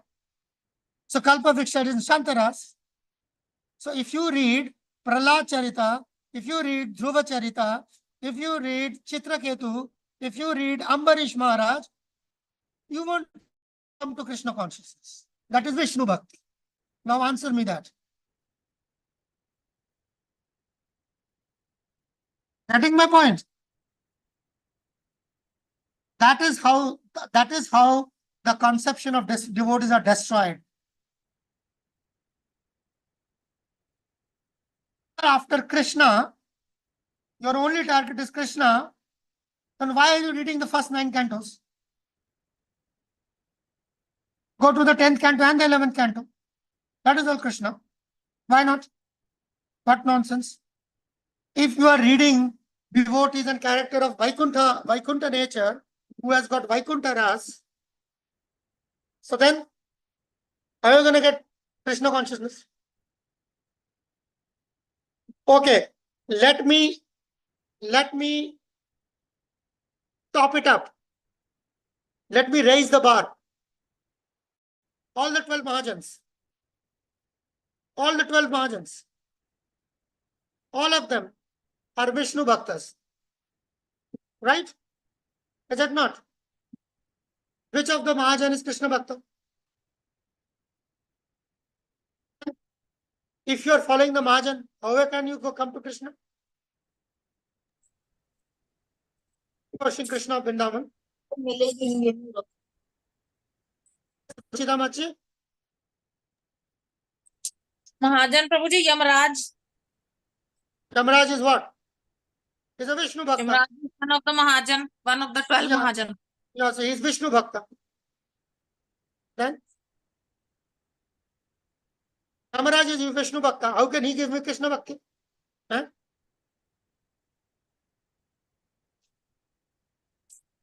Understand? Are you getting what I'm He knows that going at? he knows the truth. That Vishnu. Everybody knows the truth. I'm not talking about truth. This is post-truth. Truth means Sat. I'm not talking about Sat. I'm talking about Ananda. What are you talking about? So, then how are you going to get Krishna Bhakti? By reading Bhagavatam? It is all Because talking about all the incarnations of Vishnu. Srimad Bhagavatam is called Swayam Krishna in Kali Yuga. Say. But there she's reading Krishna Priya Mataji. That Bhagavatam is like a Kalpa Vriksha. And I told you, Kalpa Vriksha means Shantaras. And I also told you, all the chapter wise you see, canto wise you see, this is all Vishnu. Second canto, first 7 chapters, all about not even Vishnu. It is about Virat Purush. Then third canto, Vishnu, Kardama Devhuti.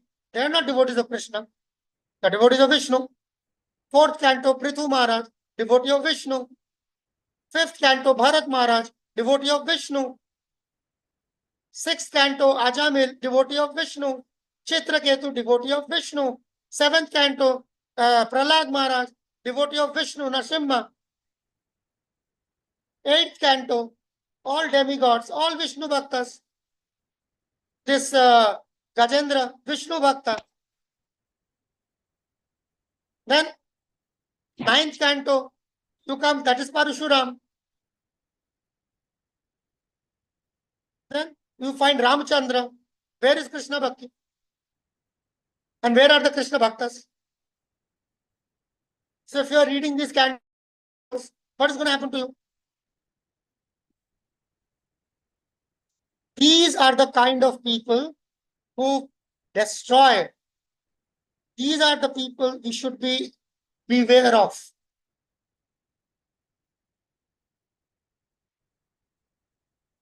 These are the people who spew poison.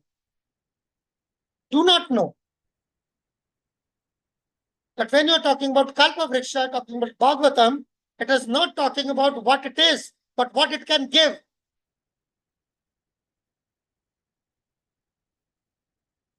The Guru may be in Shantarasa, but you can give me Madhurya Rasa. Just like the Bhagavatam, the particular pastime, the devotee might be in a particular rasa. If that is not the case, why should we go down to Garud Dev? He stays in Vaikuntha. Doing parikrama? Nonsense. Why are you coming to Vrindavan and bathing in Jamuna and going to Ganga and bathing in Ganga? Jamuna is Shantarasa. Is it not? The river must be in Shantarasa, right? It's like trees, rivers, hills, they're Shantarasa. Then why are you doing Govardhan Parikrama? The hill is Shantarasa. Why are you singing Venu Geet? Venu is Shantarasa. So what is Shantarasa Bhav? They even don't understand that. And then they'll tell you, this is the section of Bhagavatam you should read if you want Krishna Bhakti. Same sinister attempt, just like we were discussing a couple of days ago, when you start dissecting the body of Bhakti Devi. Hare Krishna Mahamantra is the supreme. 10th canto is the supreme. 10th canto is the lotus face of Krishna. Yes, exactly the same argument. Detach the head from the body and make a Rahu out of it.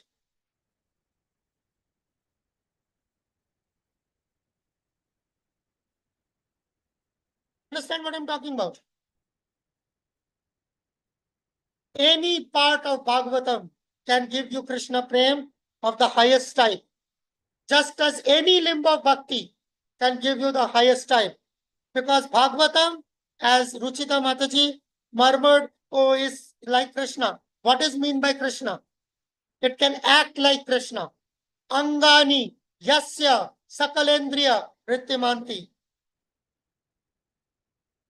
Just like Krishna can eat with his eyes and fly with his toe. Similarly, any part of Bhagavatam is capable of giving us the highest Krishna Prem Manjari Bhav. All the sadhaka needs to do is to ask. That's all. A nibedan dharo, shokhir anugato paro. That you have to do.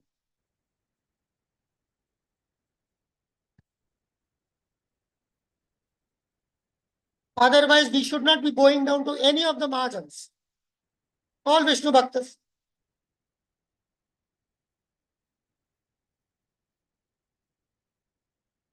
Of these people, beware. I know there are absolutely green devotees. I can see Devika Maji is having hard time. I can see Tulsi Mataji is trying to understand. I see Daya Maji also very serious. Harshika Maji also already had her hand in the head. So must be having a tough time. I understand that. Yet I am speaking because before that contamination reaches you, you will at least know that there is something wrong. You might not be in a position to know what is wrong, but at least you will know that is not what he is saying is completely right. There's something. And you will come back and ask somebody who knows what it is.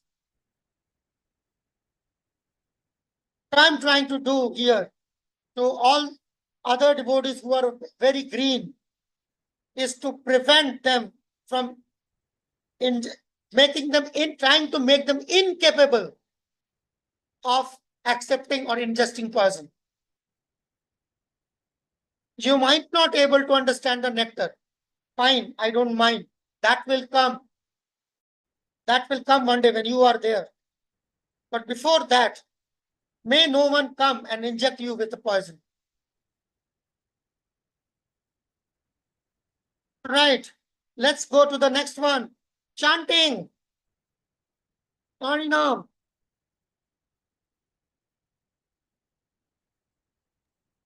Hare Krishna.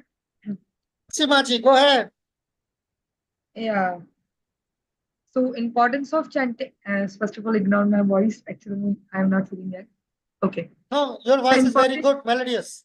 Go ahead. No, Prabhuji, actually, I don't know what happened to my try. Okay. So come to the point.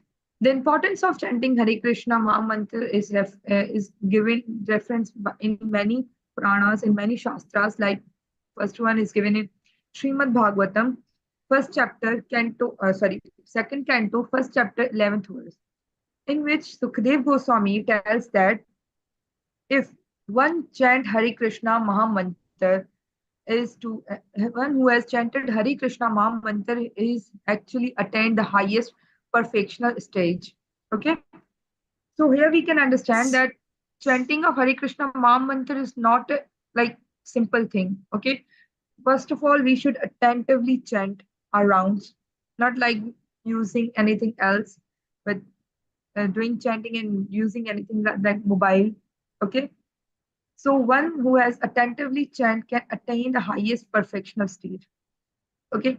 The second reference is given in Adi Pran, which is the reference which is directly given by Krishna himself to Arjun, that anyone who chant Hare Krishna Mahamantra is actually associating with me. Not physically, but mentally, he is with me. And to him, I am easily purchased. Like it is also written in Srimad Bhagavatam. I didn't remember the verse. So it is also written that one who chant attentively can easily purchase me.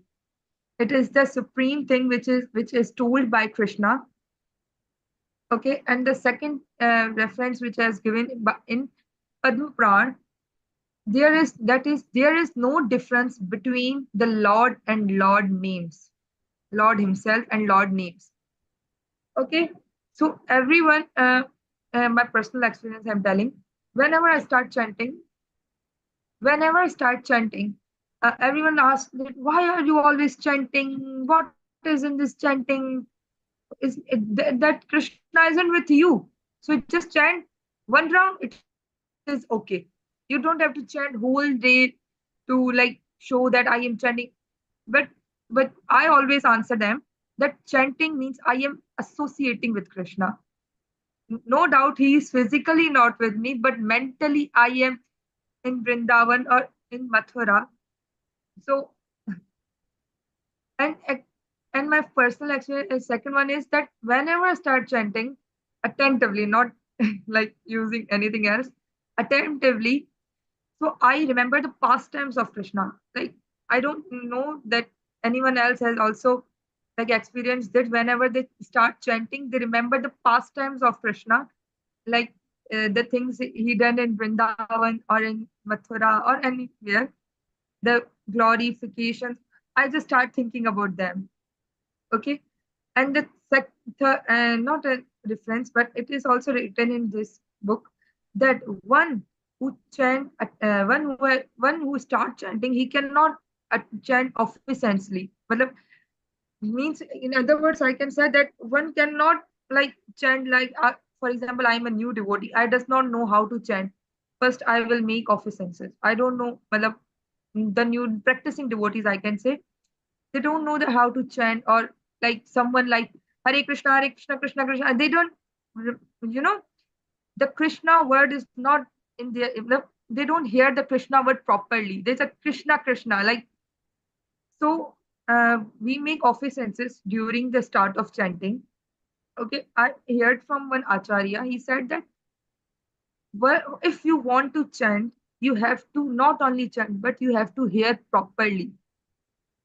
Sometimes devotees like Hare Krishna, like chant very fastly. I don't know what that kind of things, like what kind of work they have, but they start chanting like fast and furiously. Okay, so we should chant properly. And the second thing is also different. If we want to chant, so we have to develop this service attitude in our heart before start chanting, rather than we cannot chant. And in 13th chapter, it is written, like some saints has said that whenever Narad Muni start singing or glorifying the Lord Krishna, he plays the Vani. Okay, the Vani. Then now the same Vani is also heard when we start chanting the Hare Krishna Maha Mantra. Okay, the saints have already cleared that we start hear the Vani when we start chanting the Hare Krishna Maha Mantra. That's it. Very, you set a very high bar for all of us. Yes, yes, please. Those who wish to leave, they can leave because they are already over time. Please don't feel shy. Just set a very, very high bar for us. So there is one statement at the outset you read from 2:111. So which was basically chanting Hare Krishna has reached the perfectional Remember that? highest perfectional stage. Perfectional stage. He has reached the perfectional stage, or he has reached perfection? He What do you- has. What is it It is written there? written What is written that there? he has attained the highest perfectional stage. Stage. So has he also attained? So can we say that he has attained perfection now? We can. If someone is know that how to chant, he can perfectly. That's my question is a loaded question. Think twice. Mine is a loaded question.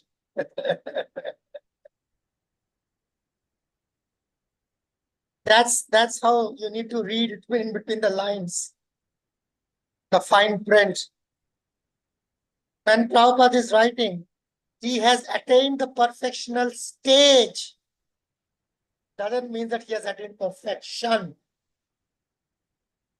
Chanting Hare Krishna Mahamantra is a perfectional stage. Stage means what? Just like you are in a stage, just like what is the stage used for? The stage is used for, like, how do you call that? For swimming, springboard. So the springboard is used for jumping. Perfectional stage means you are at the stage from where you can attain perfection. Unless you are chanting Krishna's names, where is the question of attaining perfection? In order to attain perfection someday, first you have to come to the stage of perfection. Getting my point? So that's what it is. One who is chanting Hare Krishna has not reached prema. He has come to the stage from where he can reach prema. Just like all of us here. You have come to the stage. Why have we come here? What is the target? To attain Krishna prema. So those who have not even come here, where is the question of Krishna prema for them?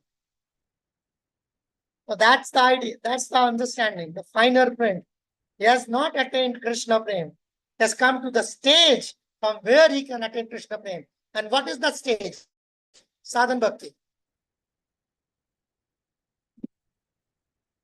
So these are the finer prints.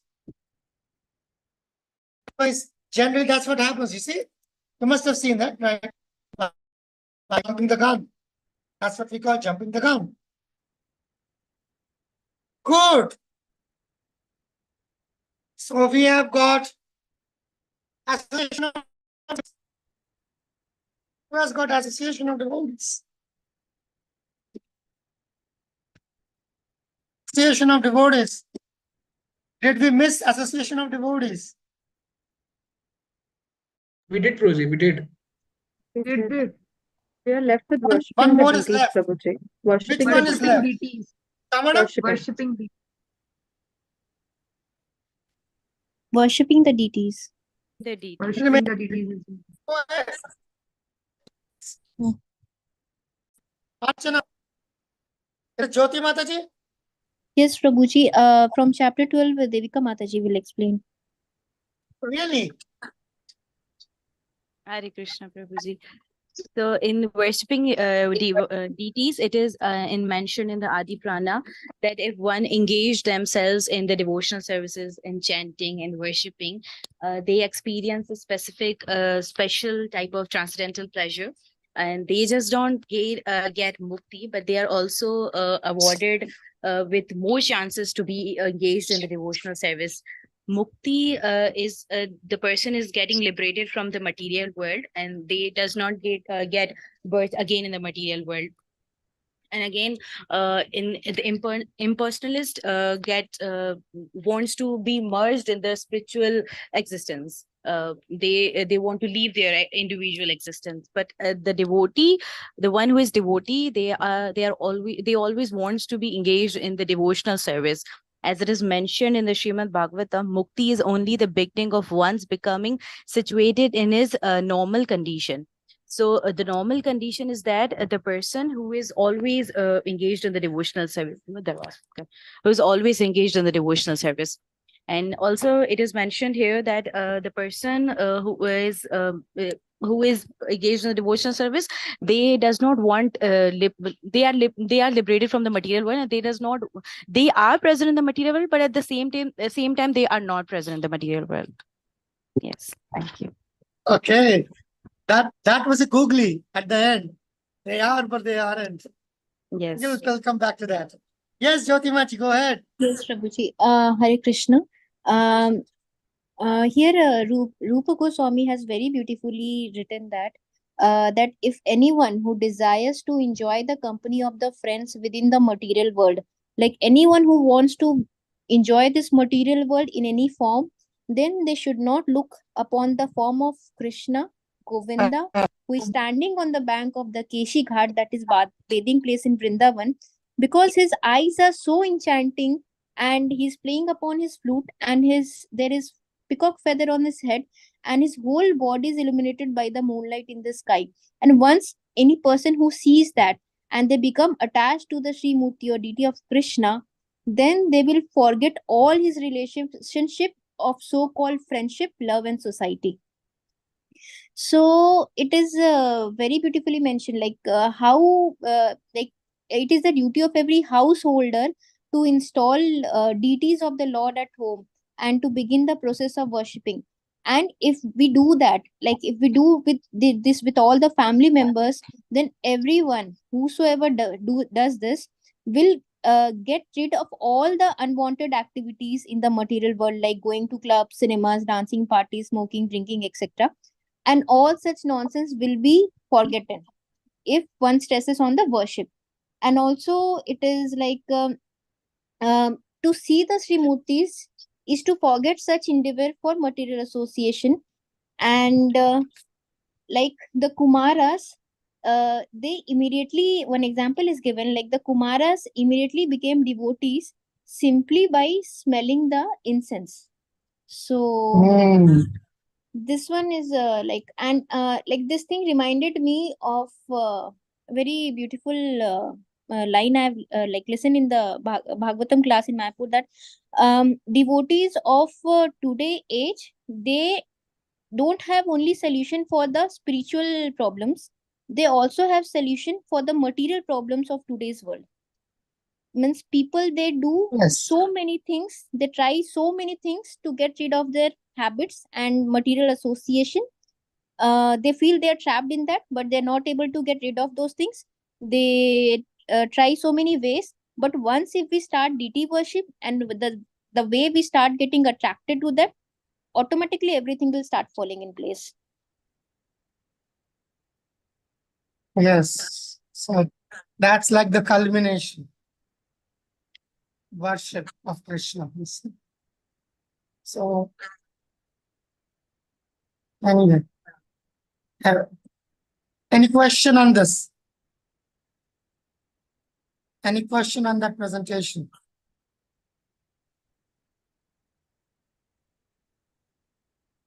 It's called Archana Siddhi. Prabhupada mentions this quite many times. Archana Siddhi. By worshipping Krishna, you can get same Krishna prem. So it's just all right. So let's close this section. Janga Bhakti, volunteer, read on. Yeah. May I, Prabhuji? Go ahead. Panchanga Bhakti, the power of these five principles is very wonderful and difficult to understand. Even without faith in them, a person who is offenseless can awaken his dormant love for Krishna simply by being a little connected with them. All of them are loaded. All of them are qualifying statements. First, even without faith in them, person who is offenseless can, not will necessarily, can, possible. Okay. Awaken. The next one is awaken. Not get. Awaken. The same kind of statement you will find in NOI verse number 11. One of the most contested verses. Should we or should we not take bath at Radhakund? That's coming when you'll have the NOI, right? Should we or should we not take bath at Radhakund? Because the verse says, once you take bath at Radhakund, you'll get Krishna Prem.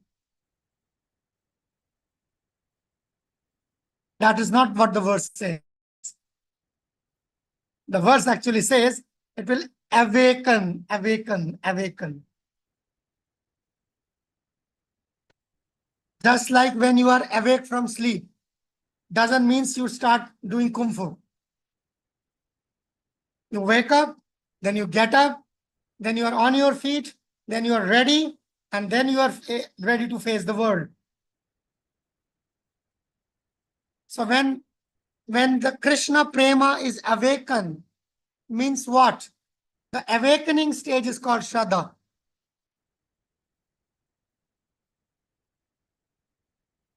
Awakening stage is called Shraddha. Don't have faith in them, and you are offenseless, your Shraddha will be awakened. Because that is the currency by which you can buy Krishna Prem. Jyotimaji, go ahead. Prabhuji, Shraddha can be of so many different types. No, I didn't understand what Shraddha, because Shraddha in Krishna consciousness. Because only bhakti can beget bhakti. The Shraddha for the bhakti can only be given by any of the limbs of bhakti. That's why. All five of them, one of them is association. One of them is chanting. You see? So we will discuss that on Saturday, what is called Rati Abhas. There is an Abhas of this. So then when the Abhas is coming, that is what is called the Shraddha has awakened. You will get that and then it will leave you. You won't find it for years. But because it has started, it's not going to leave you actually. You might not experience or feel it, but it has been, turned on. We'll discuss that. It sounds mysterious, but it's not actually mysterious. Many of us sitting here have had the same experience. It's only that I am not opening it up because then it's going to take another 15 minutes. That's what we did. Sadhana Bhakti, 5 potent forms, and we discussed Jnana and Vairagya, right? Let's finish this with, okay, we discussed Yukta Vairagya as well. We covered a lot of ground. Okay, go ahead. Read on. This is the last of the day. Can I read, Prabhuji? Sorry. Go ahead. Vaibhavi Mataji was reading, right? Read on. No, Prabhuji, some other Mataji was reading. I'm so sorry I interrupted. That was Nishtha Mataji. I think she started reading or she had a question. I don't know. No, I started reading and then I have a question as well. Okay, you read first and then you follow with the question. Sure, Prabhuji, thank you. One should therefore be encouraged to develop his service attitude towards the Lord, because this will help him to chant without any offense. And so, under the guidance of a spiritual master, the disciple is trained to render service and at the same time chant the Hare Krishna Mahamantra. That's the idea. That attitude. You see, it's talking about a value. It's talking about an attitude. And then he's trained to render service and chant. Trained for chanting, trained for service. What does service mean? Service means worshipping the deity. That is service. So these are the two things the spiritual master or anybody who wishes to be a spiritual master should be able to do. He should train the disciple to chant. He should train the disciple to serve the deities. It's two things. Go ahead. Please continue, Mataji. As soon as one develops his spontaneous service attitude, he can immediately understand the transcendental nature of the holy names of the Mahamantra. You see? So what is the transcendental and nature of holy name? What we're going to understand. All these words to telling this part can be encapsulated in one word. That's called realization.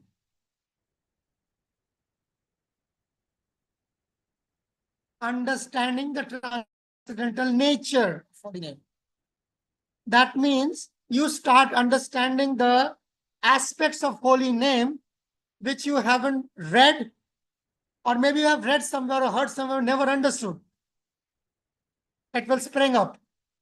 Or there will be aspects of holy name that will spring up, which you have neither heard nor read before. But you will be able to confirm them afterwards by sadhu and shastra at some point in time. That is called realization. Okay. Nishta Mataji. Follow-up question. Prabhuji, I did not have a question. I wanted to ask if we could connect text number 34 of chapter 9 of Bhagavad Gita with this thing, which 934. states, Hanji, which states, engage your mind always in thinking of me, become Yes. my devotee, offer obeisances to me and worship me. Being completely absorbed in me, surely you will come to me. So we can connect it with Panchang Bhakti, That's what it is. right? Okay, Prabhuji. That's what it is.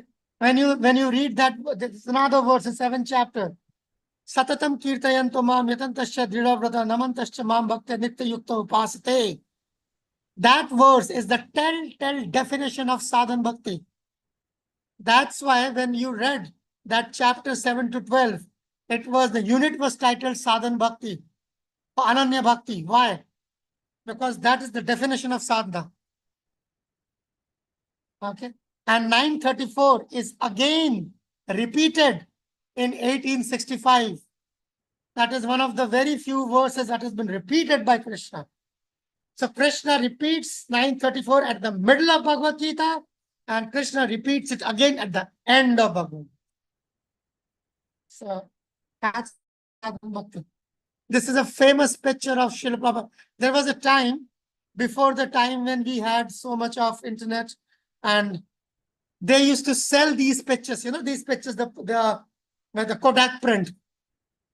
Actual, like a negative, and then they will develop into the prints, and the print paper, the Kodak. Remember the photographs we used to have at home? They used to sell them. I still have it with me. Way back in 2000, 2001, I purchased this photograph from Vrindavan. This is only half the picture. This is only half the picture. The other half is not visible here. That other half is on this side. You see that I'm making the mark here, this side. If you see closely, you will see colors. You see devotees standing there. See, there are different colors. You know why? These are all Matajis standing there. The Matajis are on the terrace, and the Prabhus are on the floor here. So here it used to be a what do you call that? Shower. Then they made it plain. You see, here is these are the like the same our Krishna Balaram temple's altar, the gate. Okay. So on the left side of this side now stands Prabhupada Samadhi. Because it's 1975-76 picture, no? 75 is the opening temple opening picture. So Prabhupada is standing here. So how can he have a Samadhi? But then when Prabhupada had a Samadhi here, so they filled up this place and they made a Samadhi on this side. And this side, you see the exhibition and the and other things. So this is the old Krishna Balram temple. Okay. Jyoti Maji, I still see your hand up. Krishna Prabhuji, I was just thinking, like, wanted to ask. Actually, this was little off topic. Actually, in Bangladesh, they burned the deity in the ISKCON temple. So Yeah. I was, I was just thinking, like, these people, it will be so sinful for them. Like, they're burning the deity itself. What do they care? What do they care? They're thinking that they're burning the deity. They destroyed our God. Yeah, means it's so. Just It's like, yeah, like, that's what they think. Prabhupada used to laugh whenever he will see, he will compare, he will discuss these incidences, and he will laugh. I think when they tear down our temple, when they burn or they break our deities, they think they have killed God. They have killed Krishna. So that is the height. That's what it is. That's the world. That is the world. And now there are different people who are asking me that question already. That how is it that they have torn down the temple, torn down the burned deities, and this and that. So the point is, they are basically asking Krishna to prove whether he exists. I don't know. I Now- felt very bad after listening at him. I felt very devastated. Like, how can Yeah, they? that is the. See, okay. Let me put a more interesting aspect, and that can be food for your thought. Okay. Yes.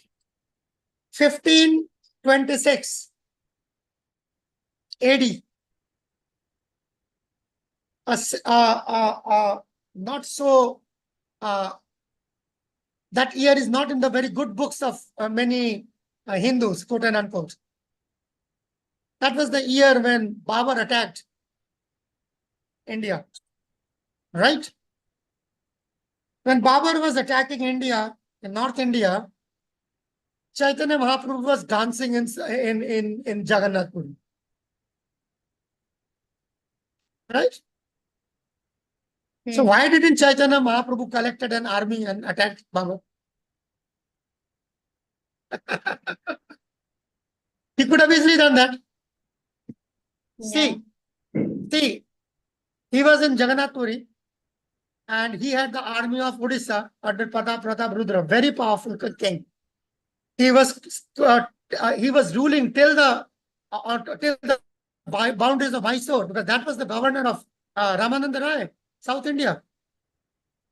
You see that big patch.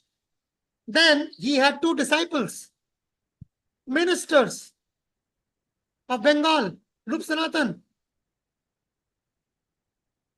Okay, Nawab Hussain Shah's ministers. Bengal is not West Bengal. Yeah. Bengal was Bangladesh, Bengal, parts of Bihar, and parts of Assam. One of the biggest ruling states in India in those days. The biggest, actually, in terms of area. And the richest also. Sone ki chidiya. Amar Shonar Bangla. They still sing that. Part of the national anthem of Bangladesh. So he could have gathered those two states, those armies, easily lakhs of soldiers, and would have driven away Babur. Has it been? So why didn't he do that? This is all part of Krishna Leela. Not part of Krishna Leela. That is Krishna Leela. Yeah. That is not this. This is like the world. Yeah. This will happen and keep happening. So our responsibility is to see that everybody gets some form of Krishna consciousness. And for that, if we have to beg, we beg. If we have to cut off heads, we cut off heads. Target is this. Target is not political emancipation or political clout.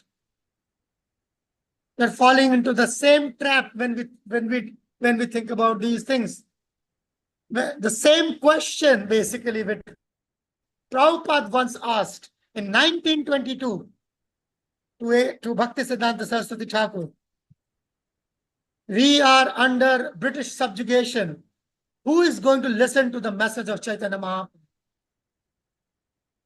And the answer, like in 1922, in 2024, after 102 years, is the very same answer. This Krishna consciousness movement cannot stop for any historical moment. See? Okay, let me give you another answer. Prabhupada gave when devotees were criticized, these Prabhupada's god brothers who were envious, they were criticizing ISKCON that, oh, his organization has been banned in Japan. So Prabhupada started laughing. He said, yes, we were banned in Japan. We were in Japan. So our temples are being destroyed in Bangladesh because we have temples in Bangladesh. Yes. And let me tell you the glorious preaching endeavor of ISKCON in Bangladesh. In Bangladesh, they have got total 62 districts, administrative zillas. And we had in 2018, 64 centers in Bangladesh.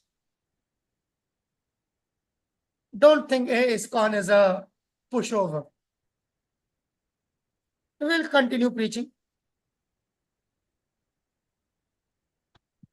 Hardly any country in the world where we don't have presence. That is what makes us different from these other militant Hindu organizations.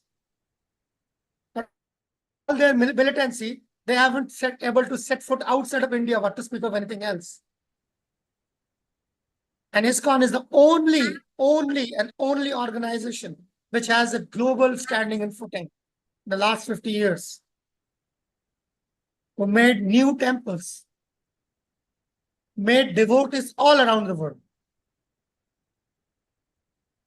So the Dhammarodham is going to go and the Hare Krishna, Hare Ram is going to stay. Okay? So we have all our hearts go out to the victims of Bangladesh.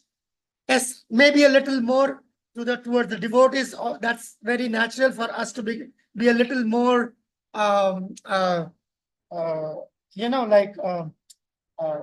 partial towards the devotees. That's natural. But those who are practicing devotional service, they should pray for everyone. Sadhus cannot have enemies. Okay? People can think sadhu as their enemies. That is all right. That is there. That has been always, all the time in the world. But sadhus cannot consider people as enemies. Those who are breaking the temple, we don't see them as enemies. If we do, then you'll have to see things like Prahlad Maharaj, and he says, then there is friends and enemies. My teachers are teaching me between friends and enemies. Therefore, I cannot learn from these teachers. We have a very high bar to set. And in the meantime, also protect. And wherever required, respond. Match the sword with the sword. But while doing so, never forget that we are sadhus first. We are not pacifists. We are not pacifists. But we are also sadhus. All right. Let's end it here. It's just, like a month ago in Pakistan, we have got so many devotees here from Pakistan also. We got one of the members of the Hindu community. Many of the participants here, they know that girl. She converted into Islam. And then also we gathered together on this Zoom platform, and our stand was still the same. We cannot cease to be sadhus, and at the same time, sadhus means they are not cowards. Sadhu means Arjuna is a sadhu. When it is required, you fight. You don't run away. But we are not gundas. Remember. Hare Krishna. All glories to all the devotees. All glories to Srila Prabhupada. Hare Krishna, Prabhuji. Hare Krishna.